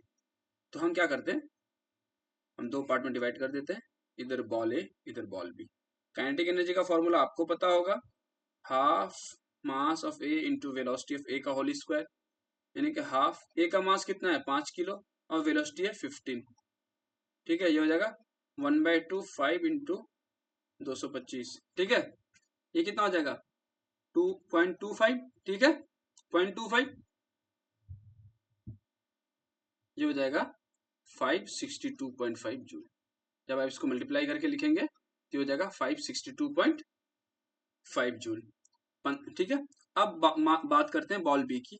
Kinetic energy का formula आपको फिर से पता होगा, half into mass of ball B into velocity of ball B का square. Ball B का mass कितना है, बॉल बी का मास है 10 किलो, हाफ इंटू 10 और वेलोसिटी कितना उसका 10 मीटर पर सेकेंड, यानी 10 का स्क्वायर, 10 का स्क्वायर। आप इसको एक बार कर दें 2 5 10, यानी 5 इंटू 10 का स्क्वायर 100, तो kinetic energy comes out to be 500 joule. 500 joule, पहले केस में 562 जूल है और दूसरे केस में 500 जूल, तो इसलिए काइनेटिक एनर्जी किसका ज्यादा होगा, काइनेटिक एनर्जी ए बॉल का ज्यादा होगा, ए का क्या होगा लार्जर। काइनेटिक एनर्जी ए बॉल का लार्जर होगा, ज्यादा होगा, ठीक है। ये बहुत इंपॉर्टेंट क्वेश्चन है कि the masses of scooter and bikes are in the ratio 2:3, यानी कि mass of scooter and mass of bike क्या है 2:3 है, ठीक है। But both are moving with same speed, both moving with same speed. Speed of scooter by speed of bike जो है वो 1:1 है, यानी कि 108 किलोमीटर पर आवर है, ठीक है। तो कह रहा है compute the ratio of their kinetic energy, kinetic energy of scooter by kinetic energy of bike. क्या हो जाएगा kinetic energy of scooter? Half into mass of scooter into velocity of scooter का square divided by kinetic energy of bike क्या होगा? Half into mass of bike into velocity of bike का square. ठीक है, velocity of scooter by velocity of bike 1 है, अगर मैं इसका स्क्वायर लू दूं तब भी ये 1 ही रहेगा। ठीक है, यानी मैं यहां से लिख सकता हूं half into mass of scooter divided by mass of bike into velocity of scooter divide by velocity of bike का होल स्क्वायर। ये हो जाएगा half into mass of scooter bye mass of bike कितना है? 2/3 of velocity of scooter by velocity of bike, velocity of scooter by velocity of bike ये है 1। तो overall कितना हो गया? ओवरऑल हो गया ये 2 से ये 2 कैंसिल, ओवरऑल हो गया 1/3। यानी kinetic energy of scooter by kinetic energy of bike ये हो जाएगा 1/3, यानी कि 1:3। ठीक है, यहां तक क्लियर है? Hopefully this things are clear. तो इस काइनेटिक एनर्जी स्कूटर का काइनेटिक एनर्जी बाइक का जो रेशियो होगा वो 1:3 होगा। क्लियर है? ठीक है, यहां तक क्लियर है सबको? ओके, आप 1 मिनट वीडियो पॉज कीजिए। मैंने आपको 2-3 क्वेश्चंस बताए, आप इस क्वेश्चन को ट्राई कीजिए एक बार। ठीक है, इस क्वेश्चन को ट्राई कीजिए, आपसे हो रहा है या नहीं। Okay okay, let's see this question. The question is, what is the work done? What is the work required to increase the velocity of a car for 36 kilometre per hour? 36 kilometre per hour. इसको हम पहले क्या करते हैं, metre पर second में convert करते हैं। 36 किलोमीटर को अगर मीटर में करें हम तो 1000 से मल्टीप्लाई, और 1 आवर को हम अगर हम सेकंड में करें तो 3600 से डिवाइड। ठीक है, 00 से 00 कैंसिल, दिस इज यानी कि 10 मीटर पर सेकंड। यानी 10 मीटर पर सेकंड से आपको 72 किलोमीटर पर आवर, यानी कि 72 इंटू 1000 बाय 3600, 72 इंटू 1000 बाय 3600, 00 से 00 कैंसिल, 36 दूनी 72, यानी कि 20 मीटर पर सेकंड। यानी कि आपको 10 मीटर पर सेकंड से 20 मीटर पर सेकंड ले जाना है, जिसका मास कितना है 15 किलो। तो आपको वर्क डन कितना करना होगा? तो मैंने आपको पहले फॉर्मूला बताया। देखिए क्या करना है, आपका मास कितना है? Mass is 1500 KG, mass is 1500 KG, और वेलोसिटी जो है आपका वो 10 मीटर पर सेकंड से आप कहां जा रहे हैं? 20 मीटर पर सेकंड में। तो क्या कह रहा है कि आपने कितना वर्क डन करना है, आपने कितना वर्क डन करना है। तो मैंने फॉर्मूला पहले बताया, work done is to change in kinetic energy, यानी kinetic energy final minus kinetic energy initial. अब काइनेटिक एनर्जी फाइनल के लिए half into mass into velocity का final square minus half into mass into initial velocity का square. अब आपका mass कितना? Half into 1500 into final velocity आपका कितना है? 20, 20 का square minus half into 1500 into 10 का स्क्वायर। ये कितना हो जाएगा? हाफ इंटू 1500 इंटू 20 का square 400 minus half into 1500 into 10 का स्क्वायर 100। इसको मल्टीप्लाई, इसको कट कर देते हैं। 2 2 ज़ा 4 यानी 200, 1500 इंटू 200 इज इक्वल्स टू 15 2 ज़ा 30, 00 00 माइनस इसको आप मल्टीप्लाई डिवाइड कर दें 50 टाइम्स, ये हो जाएगा 15 5 ज़ा 75, 10 20 30। ठीक है, तो this comes out to be, work done comes out to be 225,000। Okay, अब इसको मल्टीप्लाई डिवाइड करके लिखेंगे तो इतना ही आएगा।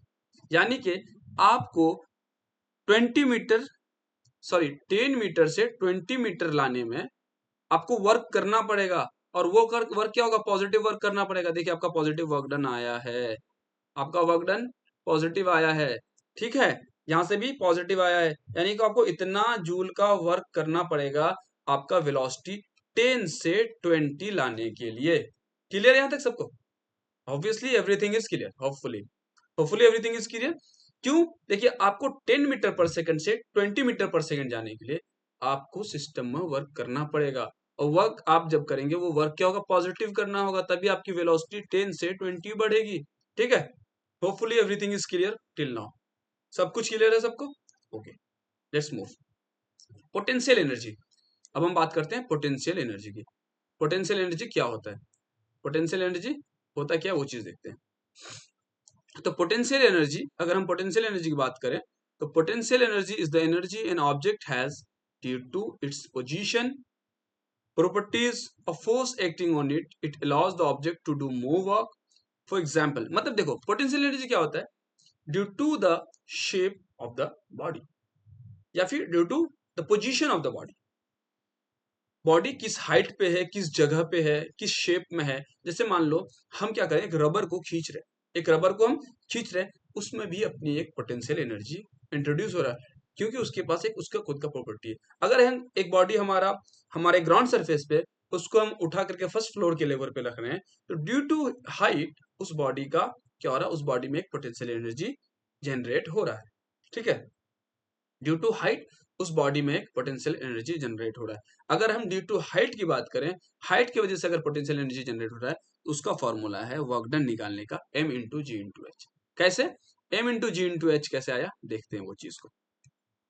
m इंटू जी इंटू एच कैसे आया, देखो वर्क डन का फॉर्मूला हमने पढ़ा है फोर्स इंटू डिस्प्लेसमेंट। अब देखो एक कोई ऑब्जेक्ट है यहाँ पर, इसके नीचे इधर वेट लग रहा है, हमने इसको h हाइट उठा के यहाँ कर दिया, h हाइट उठा करके ये जो h हाइट उठा करके यहाँ कर दिया, तो हमने कितना वर्क डन किया, हमने वर्क किया वेट इंटू डिस्प्लेसमेंट। अब जो वेट कितना होगा, वेट इस ऑब्जेक्ट का जो वेट होगा दैट इज W, वो हो जाएगा मास इंटू ग्रेविटी mg, यही तो होगा वेट, mg इंटू h। इस वजह से work done is equals to m into G, ये फोर्स के बदले m इंटू जी लिख दिया, और डिस्प्लेसमेंट का h, यानी work done comes out to be mg into h। ठीक है, ये चीज यहाँ लिखा गया है, work done due to height of any body is equals to m into g into h। Okay, तो ये डेरिवेशन आपके काम का नहीं है, बस आप ये देखिए, एक बॉडी कहाँ है, ग्राउंड लेवल पे है, एक बॉडी ग्राउंड लेवल पे है यहाँ पे, इसको मैंने h हाइट ऊपर करके रखा, तो इसमें जो वर्क डन होगा, इसमें जो एनर्जी जनरेट होगी, that will be m into g into h, and that energy will be potential energy. ठीक है, अब देखते हैं, potential energy is independent of path. आपको ये चीज ध्यान रखना है, potential energy is independent of path. ठीक है, एक केस में आपको बताऊं कि potential energy is independent of path. कैसे, ये चीज देखिए, potential energy is independent of path. मान लीजिए आप स्टेयर्स में मूव कर रहे हैं, जैसे मान लो कि रेलवे स्टेशन पे एक कुली है, अपने सिर पे कुछ सामान लिया, वो मूव करते करते यहाँ पे पहुंच गया, ठीक है, यहाँ पे पहुंच गया कुली। ठीक है, तो अब वो कितना काम किया देखते हैं, वो कुली क्या कर दिया, यहाँ पे पहुंच गया सामान लेके। ठीक है, और ये जो हाइट है, this height is h, this height is h। तो देखिए, आप तो ये कहेंगे कि मैंने एक डिस्प्लेसमेंट इधर भी मूव किया है, एक डिस्प्लेसमेंट मैंने इधर भी मूव किया d, तो हमने क्या किया, d मूव किया इधर और h मूव किया इधर, तो हमको दोनों तरफ काम करने का पैसा मिलना चाहिए। तो मैंने पहले ही बताया, देखिए कि अगर ये इस तरफ का अगर कह रहा है कि इधर भी मैंने वर्क किया है, देखो इसके क्या है, इधर फोर्स लग रहा है, force is in downward direction, motion is in parallel to the, अगर मान लो ये वाला डायरेक्शन, इस वाले पाथ की हम बात कर रहे हैं डी वाले की, तो यहाँ पे क्या कर रहा है, थीटा इज 90 डिग्री, यानी इस केस के लिए इसने कोई काम नहीं किया, हॉरिजॉन्टल जाने के लिए इसने कोई काम नहीं किया। ठीक है, यानी अगर मैं इस वाले पाथ की बात करूं, सिर्फ ये जो हॉरिजॉन्टल वाला पाथ मैं शो कर रहा हूं, इस पाथ के लिए इसने कोई काम नहीं किया, इस पाथ के लिए इसने कोई काम नहीं किया। ठीक है, इस पाथ के लिए इसने कोई काम नहीं किया। ठीक, यहां तक क्लियर है, यहां तक क्लियर है। अब हम देखते हैं कि ऑब्वियसली वर्टिकल जाने के लिए इसने क्लियर किया है, वर्टिकल जाने के लिए इसने काम किया है। ये इसको मैं देखूं अगर this this this this this and this, और ये सारे मिला के कितना हो गया हमारा h, ये सारे मिला के कितना हो गया हमारा h हाइट, यानी कि h हाइट का इसने काम किया है। तो यहाँ पे जो पोटेंशियल एनर्जी होगा इस बॉडी का, वो हो जाएगा mg8। यही क्या होगा, कि इस कुली ने यही वर्क डन किया है, that work done is m into ji into H. तो यानी कि इस केस में जो मूवमेंट होगा that will be only due to height. तो इसलिए हम कहेंगे कि potential energy is independent of the path, is independent of path. ये सिर्फ क्या करता है, ये सिर्फ हाइट पे डिपेंड करता है कि आप कितना हाइट लेके जा रहे हैं। अगर आप h हाइट लेके जा रहे हैं, पोटेंशियल एनर्जी हो जाएगा m इंटू जी इंटू एच। आप कौन सा पाथ फॉलो किए दैट डजेंट मैटर। इसलिए इस केस में देखें, h हाइट की वजह से इसका पोटेंशियल एनर्जी आ रहा है mgh। अब ये देखो, ये ऐसे पाथ फॉलो कर रहा है, लेकिन ये इस केस में भी h हाइट ट्रेवल किया है, इस केस में भी इसका हो जाएगा m इंटू जी इंटू एच। आप कौन सा पाथ ट्रेवल किए डजेंट मैटर, ठीक है। पोटेंशियल एनर्जी का कुछ एग्जांपल्स लेते हैं, जैसे अब ये देख लें this example, when an archer releases an arrow. देखो क्या किया, ये पहले क्या किया, एरो को इस डायरेक्शन में खींचा, एरो को इस डायरेक्शन में खींचा। इसका मतलब ये हुआ कि इस रबर बैंड में कुछ एनर्जी जनरेट हुई, उसे हम कहेंगे इलास्टिक पोटेंशियल एनर्जी। इलास्टिसिटी, इस रबर में क्या होता है, इलास्टिसिटी। उस इलास्टिसिटी की वजह से उसमें कुछ पोटेंशियल एनर्जी स्टोर हुआ, that potential energy is elastic potential energy store.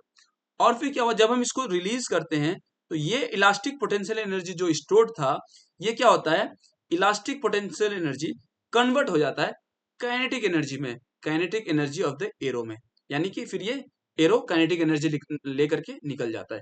यानी कि elastic potential energy is being converted into kinetic energy of the arrow, ठीक है। क्लियर है यहां तक। एनर्जी का क्या हो रहा है, एनर्जी का ट्रांसफॉर्मेशन हो रहा है। पहले हमने इसको खींचा, खींचा इसका मतलब क्या हुआ, ये जो रबर था इसमें पोटेंशियल एनर्जी स्टोर हुआ, that potential energy is elastic potential energy. जब हमने इसको छोड़ दिया इस पॉइंट पे, तो ये potential energy of the rubber convert क्या हो गया काइनेटिक एनर्जी में, वो काइनेटिक एनर्जी एरो लेके निकल गया, ठीक है। ये चीज है।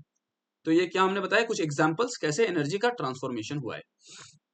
बाकी एक दो एग्जांपल और है, ये टेनिस बॉल, और टेनिस बॉल का एग्जांपल है। और ये बचपन में क्या हम लोग जो कूदते थे, तो हम ऊपर से कूद करके नीचे आए, तो क्या हुआ, ये जो रबर या फिर रबर पैड जो होता था, ये करता था क्या, ये कुछ स्ट्रेच हो जाता था नीचे के डायरेक्शन में, यानी इसमें भी इलास्टिक पोटेंशियल एनर्जी हुआ। अब फिर क्या करेगा, ये elastic potential energy energy release करेगा, जो कि काइनेटिक एनर्जी में कन्वर्ट करेगा, फिर हम ऊपर चले जाते थे। जब कूदते थे तो नीचे कूद के आए, तो क्या हुआ, इलास्टिक पोटेंशियल एनर्जी में कन्वर्ट हुआ, फिर वो इलास्टिक पोटेंशियल एनर्जी हमें क्या करेगा, काइनेटिक एनर्जी प्रोवाइड कर देगा, ठीक है। Same case is with this tennis ball, okay. और कुछ एग्जांपल्स देख लेते हैं, जैसे देखो एग्जांपल क्या है, स्प्रिंग का, ठीक है। स्प्रिंग का क्या हुआ कि इसके ऊपर हमने एक बॉल रख दिया, इसको हम ऊपर से प्रेस कर रहे हैं, इसको हम ऊपर से क्या कर रहे हैं, फोर्स लगा के कंप्रेस कर रहे हैं, ये कंप्रेस हो गया, तो इसमें क्या हो गया, स्प्रिंग पोटेंशियल एनर्जी। इसमें क्या हो गया, स्प्रिंग पोटेंशियल एनर्जी। जब हम इसको छोड़ देंगे, क्या करेगा, ये पोटेंशियल एनर्जी रिलीज करेगा, और ये पोटेंशियल एनर्जी कन्वर्ट हो जाएगा kinetic energy of the ball में, और बॉल क्या करेगा, ऊपर चला जाएगा। क्लियर है। जब हम इसको फोर्स लगा करके कंप्रेस कर रहे हैं, तो इसमें एक पोटेंशियल एनर्जी इंट्रोड्यूस हो रहा है, और वो पोटेंशियल एनर्जी जब हम इसको रिलीज करेंगे, तो ये पोटेंशियल एनर्जी काइनेटिक एनर्जी में कन्वर्ट हो जाएगी। Clear, okay, thank you. Okay, let's see some question. Find the work done, find the work done required to raise an object 6 kg, यानी कि मास दे रखा है 6 kg, to a height of 15 meter, height of 15 meter, and then bring it down to height of 5 meter, h1 and h2 is 5 meter. Also find the net work done, also find the net work done, ठीक है। Also find the net work done, ठीक है। Let's see क्या कह रहा है, हम देखते हैं कि मान लो कि मैं ये 50, ये क्या है, ये कितना है, 15 मीटर, दिस इज 15 मीटर। मैंने यहां से उठाया और यहां लाके रखा 15 मीटर। अब फिर क्या कर रहा है, and then bring it down to height of 5 meter, then bring it down to height of 5 meter, ठीक है। हम क्या किए, 15 मीटर तक ऊपर ले गए, तो हमने कितना वर्क डन किया, फिर हम 5 मीटर नीचे ले आए उसको, ठीक है। ओके, सो क्या था कि हम एक ऑब्जेक्ट को, हमारा ऑब्जेक्ट क्या था, हमने एक ऑब्जेक्ट को ग्राउंड लेवल से क्या किया, 15 मीटर ऊपर ले गए। तो हम इस केस में वर्क कितना किया देखते हैं। Work done is m into ji into h, right. तो मास हमारा कितना है, मास इज 6 kg। तो 6 into let's take value of g is 10 into h, h कितना है 15 मीटर। तो हमारा कितना हो जाएगा 15 इंटू 6 90, 90 इंटू 10 900, यानी कि वर्क डन हमारा कितना आया 900 जूल। ठीक है, work done is 900 joule, work done इस केस में 900 जूल आ गया। ठीक है, अब हम देखते हैं फिर क्या कह रहा है, क्वेश्चन क्या कह रहा है, then bring it down to the height of 5 meter, कि यहां से हमने फिर इसको क्या किया, इसको हम फिर bring it down to the height of 5 meter, यहां से हम क्या किया 5 मीटर हाइट पे ले आए, यानी कि ये हाइट अब हमारा 5 मीटर है। तो यानी कि हम कितना हाइट लेके आए, हम 10 मीटर नीचे लेके आए ऑब्वियसली। जब हम क्या किए कि ये क्या कर रहा है, क्वेश्चन में क्या कर रहा है, then bring it down to height of 5 meter, इसका मतलब ये है कि आप फिर से इसको क्या किया 5 मीटर की हाइट पे ले आए। मैं ये कहना चाह रहा हूँ फिर कि अगर आप 5 मीटर की हाइट पे ले आए तो आप ऊपर से कितना मीटर लाए, ऊपर से ऑब्वियसली 10 मीटर नीचे लेके आए। तो अब हम देखते हैं कि हमारा इस केस में वर्क डन कितना होगा, work done is m into ji into h. अब इस केस में क्या होगा, देखो हमारा क्या कह रहे हैं, हम फोर्स ऊपर की डायरेक्शन में लगा रहे हैं और मूवमेंट नीचे हो रहा है। फोर्स हम ऑब्वियसली इसको हम ऊपर फोर्स लगा रहे हैं तभी तो ऊपर जा रहा है, फोर्स हमारा अपवर्ड डायरेक्शन में, मूवमेंट नीचे हो रहा है, वर्क डन यहाँ पे नेगेटिव होगा। नेगेटिव के मास कितना है 6, जी इज 10, हाइट इज 10, यानी कि वर्क डन जो हम हो गया हमारा, वर्क डन इज माइनस के 600 जूल। ठीक है, जब हम ऊपर ले गए तो 900 जूल का काम किए, 900 जूल का वर्क डन हुआ हमारा। जब हम उस बॉडी को नीचे लेके आए तो वर्क डन जो हुआ वो माइनस के 600 जूल का हुआ। ऊपर ले जाने में प्लस के 900 जूल, नीचे लाने में माइनस के 600 जूल। अब क्वेश्चन आगे क्या करा, also find the net work done, also find the net work done. Net work done मतलब कि दोनों वर्क डन का सम करना है हमें। नेट वर्क डन जो हो जाएगा वो हमारा, दोनों को ऐड कर दो, 900 प्लस माइनस के 600, क्योंकि नीचे लाने में हमारा माइनस 600 है, यानी जो नेट वर्क डन हो जाएगा हमारा that will B 300 joule, right. Net work done जो होगा हमारा वो हो जाएगा 300 जूल का। क्लियर है यहाँ तक। एक क्वेश्चन है, अगला क्वेश्चन देखते हैं। An object of mass 10 kg is raised to height of 6 meters, calculate the potential energy possessed by the object। Simple, very simple question. Potential energy क्या हो जाएगा, potential is m into ji into H, mass is 10 kg, let's take value of g is, देखो given है, given दे रखा है 9.8, तो आपको 9.8 लेना है, अदरवाइज आप 10 ले सकते हैं।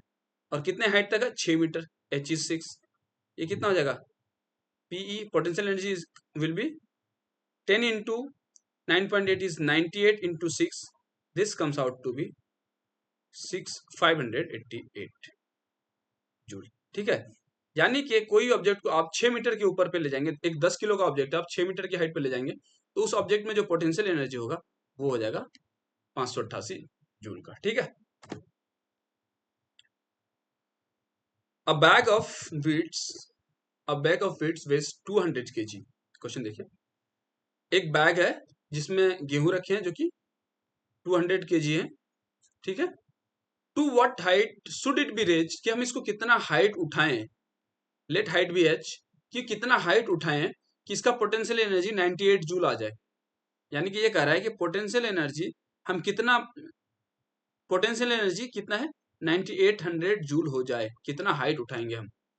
ठीक है, ये कह रहा है कि हम इसको ग्राउंड लेवल से कितना हाइट उठाएं कि पोटेंशियल एनर्जी 9800 जूल का हो जाए। तो हम लिखते हैं पोटेंशियल एनर्जी का फॉर्मूला m इंटू जी इंटू एच, पोटेंशियल एनर्जी 9800 का हो जाए, 9800 इक्वल्स टू मास, मास कितना है 200 kg का, 200 इंटू जी, जी का वैल्यू दे रखा 9.8, 9.8 इंटू एच, हमें एच निकालना है। ठीक है, तो 9800 ये दोनों क्वांटिटी को इधर लाके डिवाइड कर दो, 200 इंटू 9.8 इक्वल्स टू एच। ठीक है, दिस विल बी, ये हो जाएगा, ये हो जाएगा 1000 टाइम्स h, और ये 200 टाइम्स 5, तो हमारा जो h हो जाएगा h विल बी 5 मीटर। ये चीज समझ में आया, मैंने कैसे क्लियर किया, कैसे कैंसिल किया। ये चीज आपको कैलकुलेशन बहुत फास्ट करना पड़ेगा क्योंकि आपके पास टाइम बहुत कम होगा। क्वेश्चन क्या कह रहा है कि कितना हाइट उठाएं कि पोटेंशियल एनर्जी 9800 हो जाए, तो मैंने पोटेंशियल एनर्जी का फॉर्मूला लिखा mgh, पोटेंशियल एनर्जी इज 9800, हमारा मास दे रखा था 200, जी का वैल्यू 9.8 और h हमें निकालना है, तो हमने h बराबर कर दिया, इन दोनों, इस दोनों क्वांटिटी को क्या किया मैं उधर लेके आ गया, 200 और 9.8 को मैं इधर लेके आ गया, लाके डिवाइड कर दिया, दैट सो हमारा क्या हो गया, 98 से इसको मैंने कैंसिल किया 1000 टाइम्स पे, और 200 से डिवाइड कर दिया 5 टाइम्स पे, तो हमारा एच जो आया निकल के वो 5 मीटर। यानी कि हम इसको 5 मीटर अगर रेज करें इस 200 kg के बोरे को, तो हमारा जो पोटेंशियल एनर्जी होगा वो 9800 जूल का हो जाएगा। क्लियर है?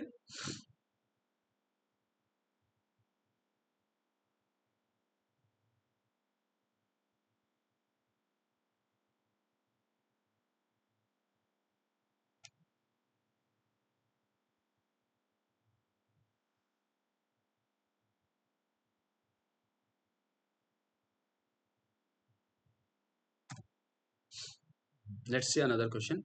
A car is accelerated on a level road and attains a velocity of 4 times its initial velocity. How does its potential energy changes? एक लेवल रोड पे एक कार जा रहा है, तो पोटेंशियल एनर्जी क्या होता है, m इंटू जी इंटू एच। इसका हाइट तो चेंज ही नहीं हो रहा है, हाइट चेंज नहीं हो रहा है, मतलब हाइट कांस्टेंट है लेवल रोड पे, तो पोटेंशियल एनर्जी कितना हो जाएगा, zero. Change in potential energy zero हो रहा है। वही कह रहा है how does it's potential energy change, potential energy में कोई चेंज नहीं होगा। पोटेंशियल एनर्जी तभी आता है जब हाइट चेंज होता है। ठीक है, देखो अब एक क्वेश्चन देखते हैं। अगला question, a labour who owns mass is whose own mass is 50 kg, कि एक आदमी है जिसका 50 किलो का मास है, carries a load of additional 60 kg, कि एक वो 60 kg का लोड ले जा रहा है अपने सिर पे, on the top of a building 15 meter high, जो हाइट है वो 15 मीटर है। Find the total work done by him, total work done ये कितना कर रहा है, टोटल वर्क डन जो हो जाएगा ये हो जाएगा मास इंटू जी इंटू एच, राइट, यही होगा ना, मास इंटू जी इंटू एच। टोटल मास हो जाएगा यहाँ पे, टोटल वर्क डन के लिए टोटल मास यानी 60 इंटू 50 यानी 110 जी 9.8 ले लो या 10 ले लो, जी का वैल्यू 10 लेने कहा गया है, तो let's take value of g as 10, और हाइट कितना है 15 मीटर, इसको मल्टीप्लाई करके लिखो, ये हो जाएगा 16500।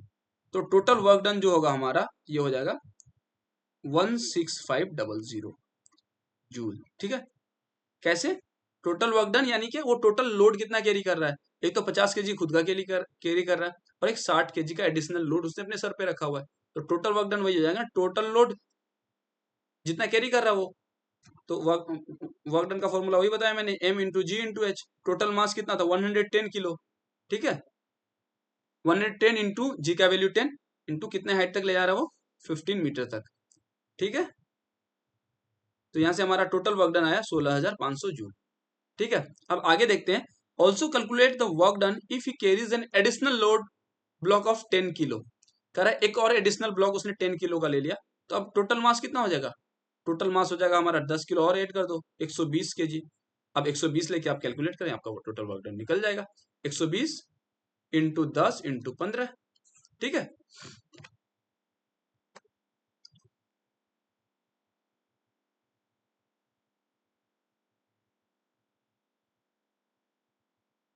देख एक क्वेश्चन देखते हैं।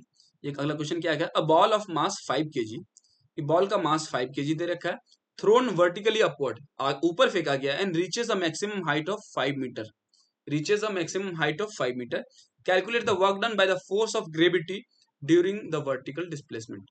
फोर्स ऑफ ग्रेविटी कितना वर्क करेगा, फोर्स ऑफ ग्रेविटी जो वर्क करेगा वो वर्क हम कैसे निकालेंगे, work done will be change in kinetic energy और चेंज इन पोटेंशियल एनर्जी।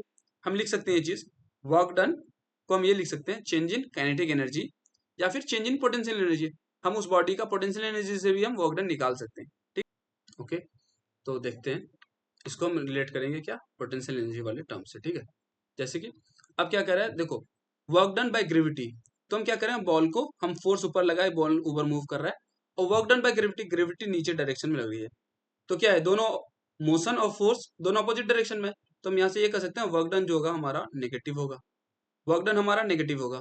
ठीक है, बस इतना चीज आपको ध्यान में रखना था कि वर्क डन नेगेटिव होगा।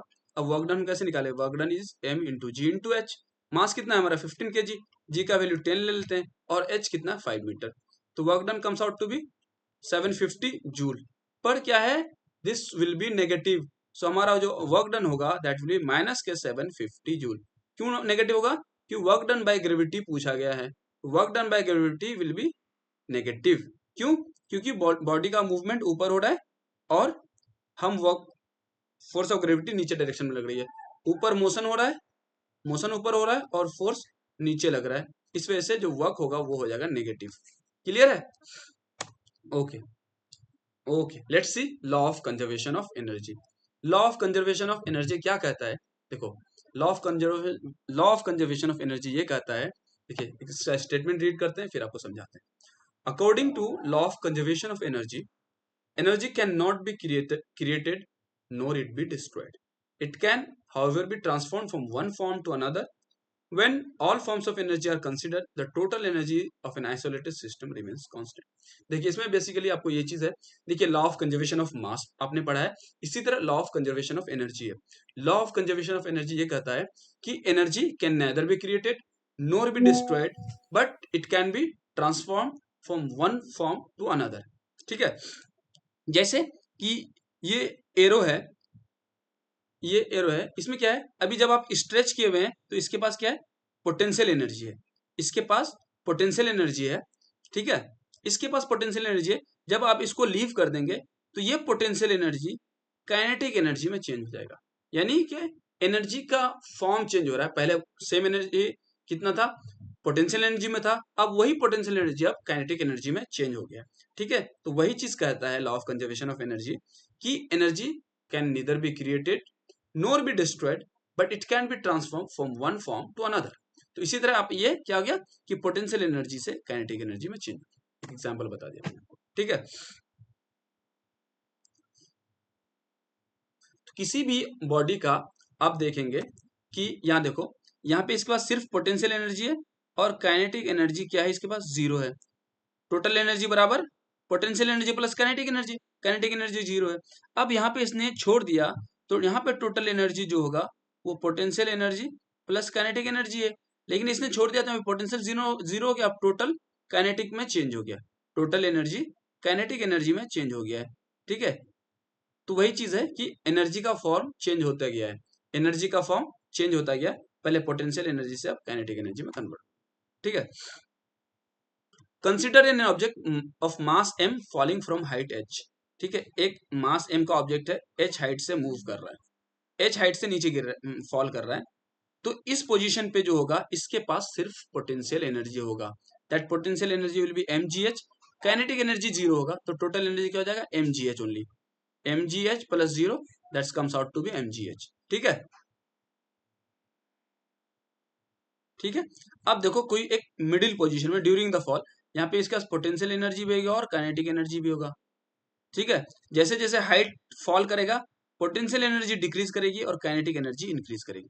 अब बॉटम पे आने के बाद यहाँ सिर्फ काइनेटिक एनर्जी होगा और पोटेंशियल एनर्जी जीरो होगा, यहाँ पे potential energy will be zero and kinetic energy will B maximum. ठीक है, इसलिए total energy will always remain constant during the fall, total energy हमेशा चेंज होता रहेगा, हमेशा कांस्टेंट रहेगा, सॉरी, टोटल एनर्जी हमेशा कांस्टेंट रहेगा, पोटेंशियल एनर्जी चेंज होगा। ठीक है, जब ऊपर से आप नीचे फॉल करेंगे तो पोटेंशियल एनर्जी आपका कम होगा और काइनेटिक एनर्जी बढ़ता रहेगा। ठीक है, potential energy plus kinetic energy will always be constant and that constant is total energy. ठीक है, other forms of some examples of conservation of energy, जैसे टॉर्च के केस में क्या होता है, टॉर्च के केस में पहले आपका बैटरी का केमिकल एनर्जी इलेक्ट्रिकल एनर्जी में कन्वर्ट होता है और वो electrical energy light and heat energy में कन्वर्ट होता है। पेंडुलम में क्या होता है, पेंडुलम में क्या होता है, काइनेटिक एनर्जी पेंडुलम का वो क्या होता है, पहले काइनेटिक एनर्जी होती है, मिड पॉइंट पे सबसे ज्यादा काइनेटिक एनर्जी, अब वो फिर एक्सट्रीम में चला जाए तो क्या होता है, वो पोटेंशियल एनर्जी होता है, एक्सट्रीम पे मैक्सिमम पोटेंशियल एनर्जी और वहां पे काइनेटिक एनर्जी जीरो होता है। ठीक है, आप जैसे पेंडुलम अपने मीन पोजीशन पे आ गया, वहां पे उसके पास क्या है, maximum kinetic energy, zero potential energy, अब वो एक साइड चला गया तो उस साइड में उसके पास मैक्सिमम पोटेंशियल एनर्जी और वहां पे काइनेटिक एनर्जी जीरो हो जाता है। क्यों जीरो होता है, क्योंकि वहां पे जाके पेंडुलम रुक जाती है। अब लाउड स्पीकर की बात करें तो लाउड स्पीकर में इलेक्ट्रिकल एनर्जी साउंड एनर्जी में कन्वर्ट होती है, लाउड स्पीकर में इलेक्ट्रिक एनर्जी साउंड एनर्जी में कन्वर्ट होती है, माइक्रोफोन में साउंड एनर्जी इलेक्ट्रिकल एनर्जी में, जनरेटर में mechanical energy converts into electrical energy. ठीक है, अब बर्निंग ऑफ फ्यूल्स, अब जब कोई फ्यूल बर्न करते हैं तो केमिकल एनर्जी जो होता है वो हीट एंड लाइट में कन्वर्ट होती है। ठीक है, इसी तरह आप एक बार देख लेंगे सारे, आप एक बार पॉज करके देख लेंगे कि कौन सा एनर्जी कहाँ कन्वर्ट होता है। अगर मैं इलेक्ट्रिकल फैन की बात करूं तो फैन में क्या होता है, इलेक्ट्रिकल एनर्जी काइनेटिक एनर्जी में कन्वर्ट होता है। जो इलेक्ट्रिकल एनर्जी हम फैन में देते हैं वो फैन इलेक्ट्रिक एनर्जी को कन्वर्ट करता है काइनेटिक एनर्जी में, तभी हमारे फैन मूव करती है। और ये बहुत इंपॉर्टेंट है, thermal power plant. Thermal power plant बहुत इंपॉर्टेंट है। थर्मल पावर प्लांट में क्या होता है, देखो थर्मल पावर प्लांट में हम केमिकल्स देते हैं यानी फ्यूल्स देते हैं। जो फ्यूल्स क्या होता है, केमिकल एनर्जी को थर्मल एनर्जी में कन्वर्ट करती है। जो हम केमिकल्स देते हैं, जो फ्यूल्स देते हैं, वो पहले थर्मल एनर्जी यानी हीट एनर्जी में कन्वर्ट होती है। उस हीट एनर्जी से हमारे क्या करते हैं, वाटर इवेपोरेट करते हैं। उससे क्या होता है, टर्बाइंस मूव करता है, क्या होता है, काइनेटिक एनर्जी जनरेट होती है। पहले हमने फ्यूल डाला केमिकल एनर्जी, उससे क्या हुआ, हीट प्रोड्यूस हो गया थर्मल एनर्जी। उससे क्या हो गया, टर्बाइंस मूव करने लगे, काइनेटिक एनर्जी। उससे क्या हो गया, इलेक्ट्रिकल एनर्जी का जनरेशन होता है। ठीक है, ये चीज मैंने आपको बता दिया पेंडुलम का केस। ठीक है, टू मासेस, एक क्वेश्चन देखते हैं। Two masses m and 2m are dropped from height h and 2h। ठीक है, एक मास m है, इसको हाइट h से ड्रॉप किया गया। एक मास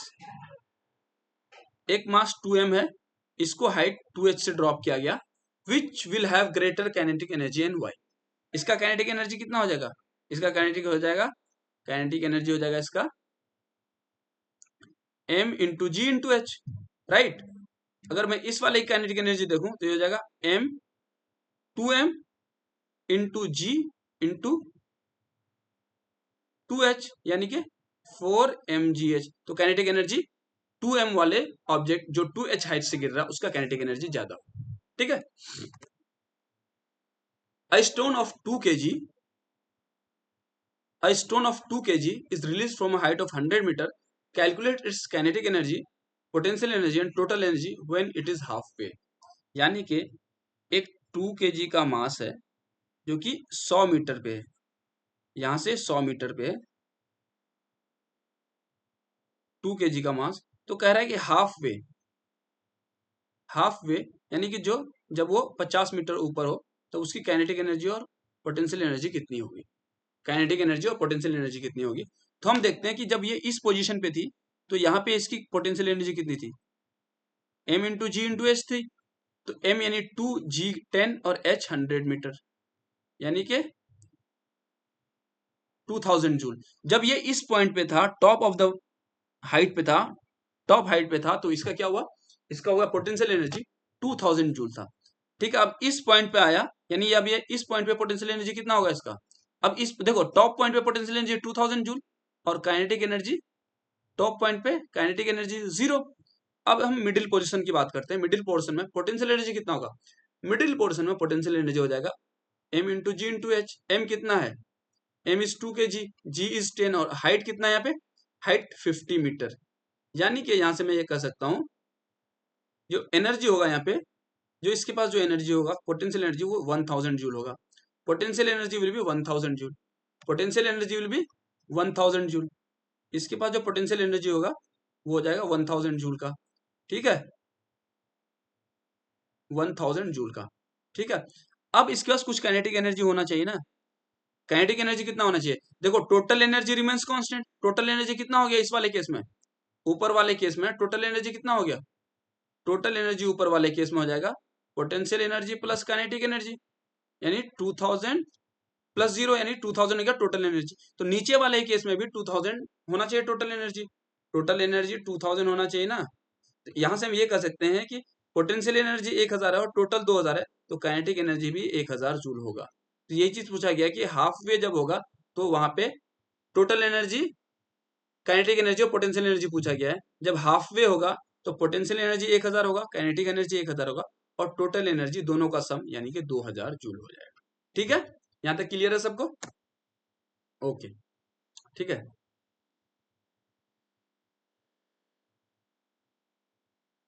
ये कह रहा है कि एक आर्क जो है, एक आर्क है वो को स्ट्रेच कर रहा है। तो जो उसने potential energy, elastic potential energy applied किया वो 200 जूल किया है। अगर mass of the arrow 0.5 kg है तो उसका वेलोसिटी कितना होगा। तो मैंने ये बताया यहाँ पे जो पोटेंशियल एनर्जी होता है ये कन्वर्ट हो जाता है काइनेटिक एनर्जी में। ठीक है, तो potential energy will be converted into kinetic energy. Potential energy का कितना है इसके पास, 200 पोटेंशियल एनर्जी है, ये कन्वर्ट हो जाएगा काइनेटिक एनर्जी में, यानी half M we square. 200 equals to half, mass कितना है 0.5 इंटू वी स्क्वायर, ठीक है।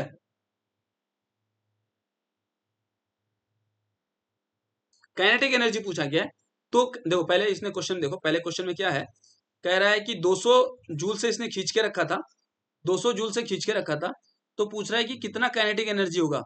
तो मैंने ये बताया था पोटेंशियल एनर्जी काइनेटिक एनर्जी में कन्वर्ट हो जाएगा, तो पोटेंशियल एनर्जी इसका 200 है, तो काइनेटिक एनर्जी भी 200 होगा, ठीक है। काइनेटिक एनर्जी ऑफ द बो विल बी 200। अब ये कह रहा है वेलोसिटी भी निकालो, वेलोसिटी निकालने के लिए पोटेंशियल, वेलोसिटी निकालने के लिए हम क्या लगाएंगे, काइनेटिक, वेलोसिटी निकालने के लिए kinetic energy, kinetic energy is to half M we square. Kinetic energy कितना है 200 joule, 200 joule is to half into 0.5 into we square, ठीक है। अब इसको इधर ले आके मल्टीप्लाई कर दो, 200 इंटू 2 और ये इधर divide by 0.5 equals to v square. यहां से वी स्क्वायर बराबर कितना हो जाएगा, इसको मल्टीप्लाई कट कर दो, ये हो जाएगा 400, 400 इंटू 2 800, यानी वी स्क्वायर 800 हो गया, तो वी विल बी 20√2 मीटर पर सेकेंड। क्लियर है, v will be root under 800 जो कि 20√2 होता है। तो यहां से हमने काइनेटिक एनर्जी भी निकाल लिया जो 200 है, 200 जूल, और वेलोसिटी भी निकाल लिया 220√2 मीटर पर सेकेंड, ठीक है।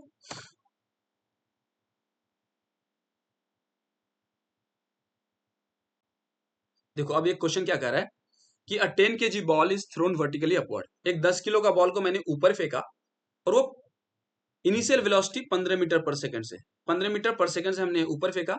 Calculate the maximum height reached, calculate the maximum height reached. अब देखो मैक्सिमम हाइट रीच्ड के लिए पहले इसका क्या था, वेलोसिटी से फेंका यानी काइनेटिक एनर्जी था, ऊपर जाने के बाद इसकी काइनेटिक एनर्जी खत्म, अब वो हो जाएगी पोटेंशियल एनर्जी में कन्वर्ट। तो काइनेटिक एनर्जी कितनी थी इसके पास, half half M we square, और वो पोटेंशियल एनर्जी में कन्वर्ट हो जाएगी एम इंटू जी इंटू एच। एम से एम काट दो यहाँ पे, हाफ इंटू मास, मास तो हमने काट दिया, ठीक है। चलो मास को हम नहीं काटे, अगर मास नहीं काटोगे तो 10 10 लिखोगे दोनों साइड से कट हो जाएगा, इंटू वी स्क्वायर, वी कितना था 15 का square is to g 10 into h. हमको एच निकालना है कितने हाइट तक गया था ये हो जाएगा 1/2 इंटू 15 का square 225 is to 10 into h. ये कितना हो जाएगा, ये हो जाएगा 112.5 इक्वल्स टू 10 इंटू एच। यहाँ से मैं निकाल लूँ एच, जो हमारा आएगा निकल के वो आ जाएगा 11.25 मीटर। जो हमारा एच निकल के आएगा, अब इसको सॉल्व करेंगे, ये एच बराबर कितना हो जाएगा, एच बराबर 112.5 डिवाइड बाई 10, यानी कि एच बराबर 11.25 मीटर। क्लियर है यहाँ तक, ओके, ठीक है। अब हम बात करते हैं पावर की, अब हम बात करते हैं पावर की, पावर क्या होता है आखिर, ओके। तो देखते हैं पावर क्या होता है, what is power. So power is defined as the rate of doing work, कि आप कोई काम कर रहे हैं तो किस स्पीड से कर रहे हैं, कितने टाइम में वो काम कर रहे हैं। मान लो कोई बंदा है कि वो 10 जूल का वर्क वो 1 घंटे में कर रहा है, और कोई बंदा है जो 10 जूल का वर्क है वो 2 घंटे में कर रहा है, तो जो कम टाइम ले रहा है उसका पावर ज्यादा होगा। यानी कि वो 1 घंटे में 10 जूल का वर्क कर रहा है, तो यानी 2 घंटे में 20 जूल का कर जाएगा, और ये बंदा 2 घंटे में 10 जूल कर रहा है, यानी जो कम टाइम ले रहा है सेम अमाउंट ऑफ वर्क करने के लिए उसका पावर ज्यादा होगा। सही बात है, ठीक है। यानी कि power is defined as the rate of doing work, it is equivalent to amount of energy consume per unit time. यानी पावर को हम डिफाइन करेंगे, पावर को हम डिफाइन करेंगे कैसे, work done divide by time, work done per unit time is defined as power. और power का यूनिट क्या होता है, जूल पर सेकेंड, यही होता है ना, work done per unit time, और वर्क का होता है जूल, टाइम का होता है सेकंड, तो जूल पर second is the unit of power, ठीक है। जूल पर second is the unit of power, okay.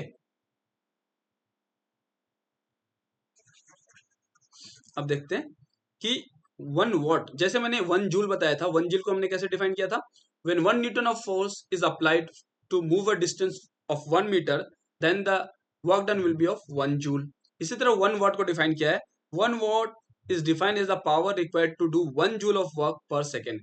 1 joule of work करने के लिए अगर हम 1 जूल ऑफ वर्क 1 सेकंड में कर दे रहे हैं, तो जो हमारा पावर होगा वो हो जाएगा 1 वॉट का, ठीक है। अगर हम लार्जर यूनिट्स की बात करें तो larger rates larger units 1 kilowatt होता है। जो हमारे घरों में बिजली का जो बिल बनता है वो किलोवाट के हिसाब से बनता है, ठीक है, किलोवाट आवर के हिसाब से बनता है। तो 1 किलोवाट इज बेसिकली 100 वॉट, यानी sorry sorry 1 kilowatt is equal to 1000 watt, that is 1000 joule per second, ठीक है। एवरेज पावर को हम कैसे डिफाइन करेंगे? Average power is total energy consumed by total time, ठीक है। टोटल एनर्जी हमने कितना कंज्यूम किया और टोटल कितने टाइम में किया, that will be called as average power, ठीक है। A crane lifts a load, एक क्वेश्चन देख लेते हैं पहले, ठीक है, एक दो क्वेश्चन देख लेते हैं। A crane lifts a load of 500 kg to height of 10 meter in 20 seconds. तो पावर कितना होगा? तो पावर जो होता है, power is work divide by time. Work हम कैसे निकालेंगे? अब एक 500 kg का लिफ्ट, 500 kg के बॉक्स को लिफ्ट कर रहा है 10 मीटर तक, तो ये कितना पोटेंशियल एनर्जी कन्वर्ट करेगा ना, इसको हम कैसे निकालेंगे? mgh divide by time. तो मास हमारा कितना है? 500 mass into mg 10 into h, कितने हाइट तक ले जा रहा है? 10 मीटर तक, divide by time in 20 seconds, ठीक है। 10 2 ज़ा 20, 2 5 ज़ा 10, यानी कि 2500 वॉट, 2500 वॉट और 2500 जूल पर सेकेंड, यानी कि उस क्रेन का पावर कितना है? 2500 वाट। कैसे होगा? Work done by time. Work हम कैसे निकालेंगे? Work will be m into ji into H. M कितना है? 500 इंटू जी 10, एच कितना है? 10। तो यहां से हम कैंसिल आउट किए तो हमारा जो पावर निकल के आया वो आया 2500 वाट का, ठीक है। एक और चीज देखते हैं। A lamp consumes 1000 joule of electricity in 10 seconds, what is its power?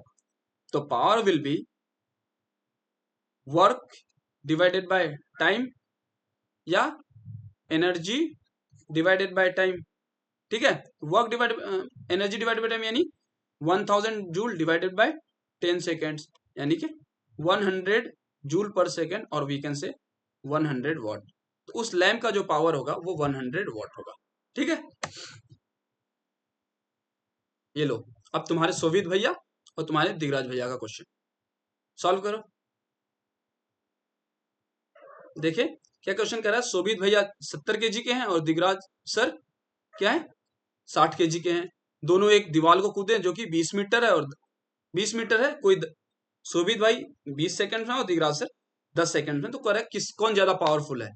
कौन ज्यादा पावरफुल है? कर लेंगे क्वेश्चन आप लोग इजीली। चलिए देखते हैं। हम निकालते पहले वर्क डन, दोनों का वर्क डन निकालते हैं। वर्क डन कितना हो जाएगा? m इंटू जी इंटू एच 70। शोभित सर का मास 70, पहले क्या शोभित सर और दिगराज सर में दोनों का कौन पावरफुल है वो निकालना है हमें।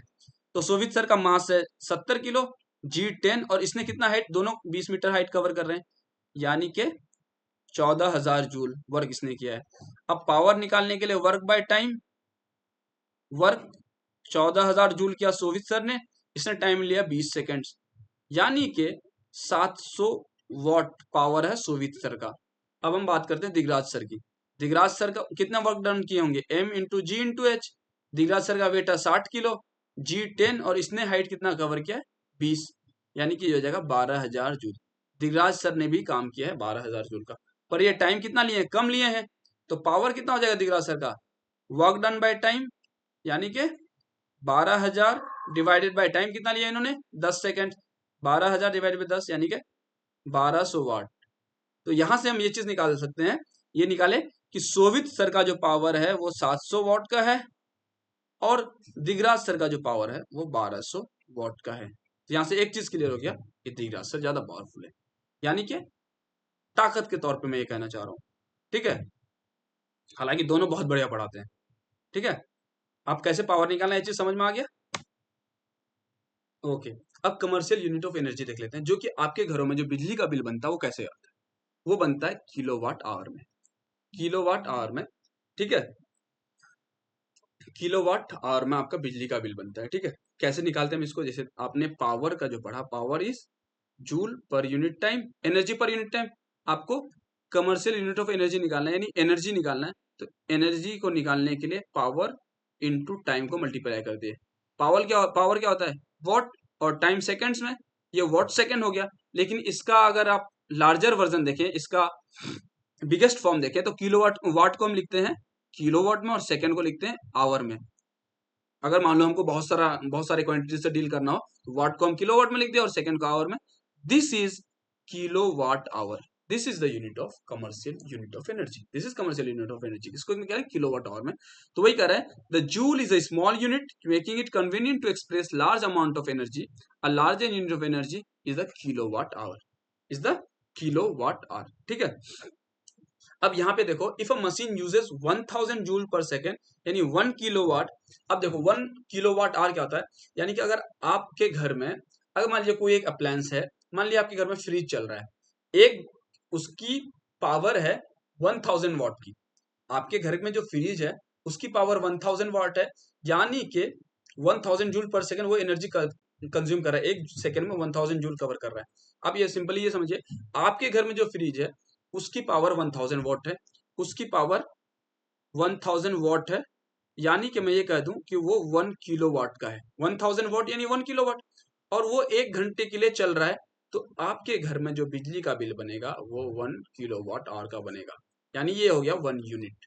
बेसिकली आपके लैंग्वेज में ये हो गया 1 यूनिट. 1 किलो वाट आवर का बिल बनेगा आपके घर में, दैट इज 1 यूनिट. ठीक है, समझ में आ गया. यानी 1000 वॉट 1 किलोवाट का कोई भी अप्लायंस आपके घर में 1 घंटे के लिए चलेगा तो वहां से जो आपकी बिजली बिल बनेगी वो 1 यूनिट की बनेगी.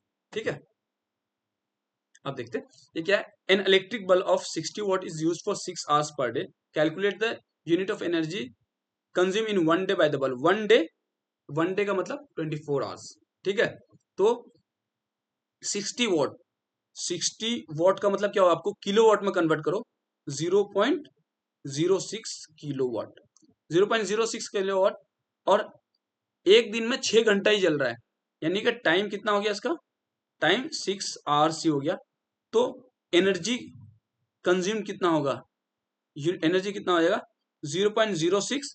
ये हो गया पावर, और टाइम कितना हो गया इंटू 6 आवर्स. 6 6 36, यानी एनर्जी जो होगा वो 0.36 किलोवाट आवर का होगा, यानी कि 0.36 यूनिट. 0.36 यूनिट. ठीक है, ये चीज समझ में आ गया. यानी आपको निकालने के लिए फॉर्मूला क्या बताया कि आप क्या करें, उसको पावर इनटू टाइम करते हैं. ठीक है. अब कुछ एमसीक्यूज क्वेश्चंस देखते हैं.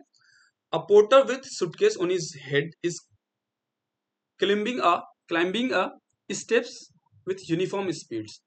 क्या कह रहा है कि एक पोर्टर है, अपने सर पे वो कुछ पॉट्स रख करके स्टेप्स को क्लाइंब कर रहा है यूनिफॉर्म स्पीड के साथ. What is the work done by the weight of the suitcase on the stair on the suitcase. What weight of the suitcase on the suitcase. What is the work done by the weight of the suitcase on the suitcase. ठीक है.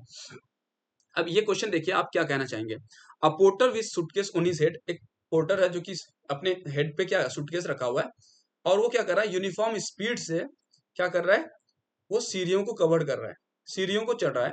तो कह रहा है कि उसका work done क्या होगा. देखो मैं ये पोर्टर है, इसके सिर पे कुछ रखा है, तो इसका वेट नीचे साइड आ रहा है, यानी फोर्स या वेट नीचे लग रहा है, और ये बंदा ऊपर जा रहा है. ये बेसिकली इधर भी जा रहा है, इधर भी जा रहा है, इधर भी जा रहा है, इधर जा रहा है. तो एटलीस्ट ये ऊपर तो जा रहा है ना. मैंने ये कहा कि आपको ऊपर जा रहा है, ये h हाइट ऊपर गया, यानी जा ऊपर रहा, फोर्स नीचे लग रही है. तो इस केस में क्या होगा, वर्क डन क्या होगा, negative. Work done will be negative. Option number A. ठीक है. The energy possess by an object of mass 10 kg when it is at height of 6 meter above the ground is 588 joule. Energy यानी कि work done कितना आ जाएगा, m into जी into h. m कितना है 10, g is 9.8. ठीक है, और h इज 6. आप इसको मल्टीप्लाई करके लिखेंगे, ये हो जाएगा 588 जूल. यानी पहला स्टेटमेंट तो सही है, 588 जूल हो गया, पहला स्टेटमेंट सही है. अब दूसरा स्टेटमेंट पढ़ते हैं. Since work done on an object at height is equal to mgh, energy equal to mgh is gained by the object. दूसरा ऑप्शन भी सही है. यहां से हम ये कह सकते हैं कि both assertion and reason are true and reason is the correct explanation. So answer will be option number A. ठीक है. The mass of a body p is twice that of q. Mass of p is twice of q, but its speed is half.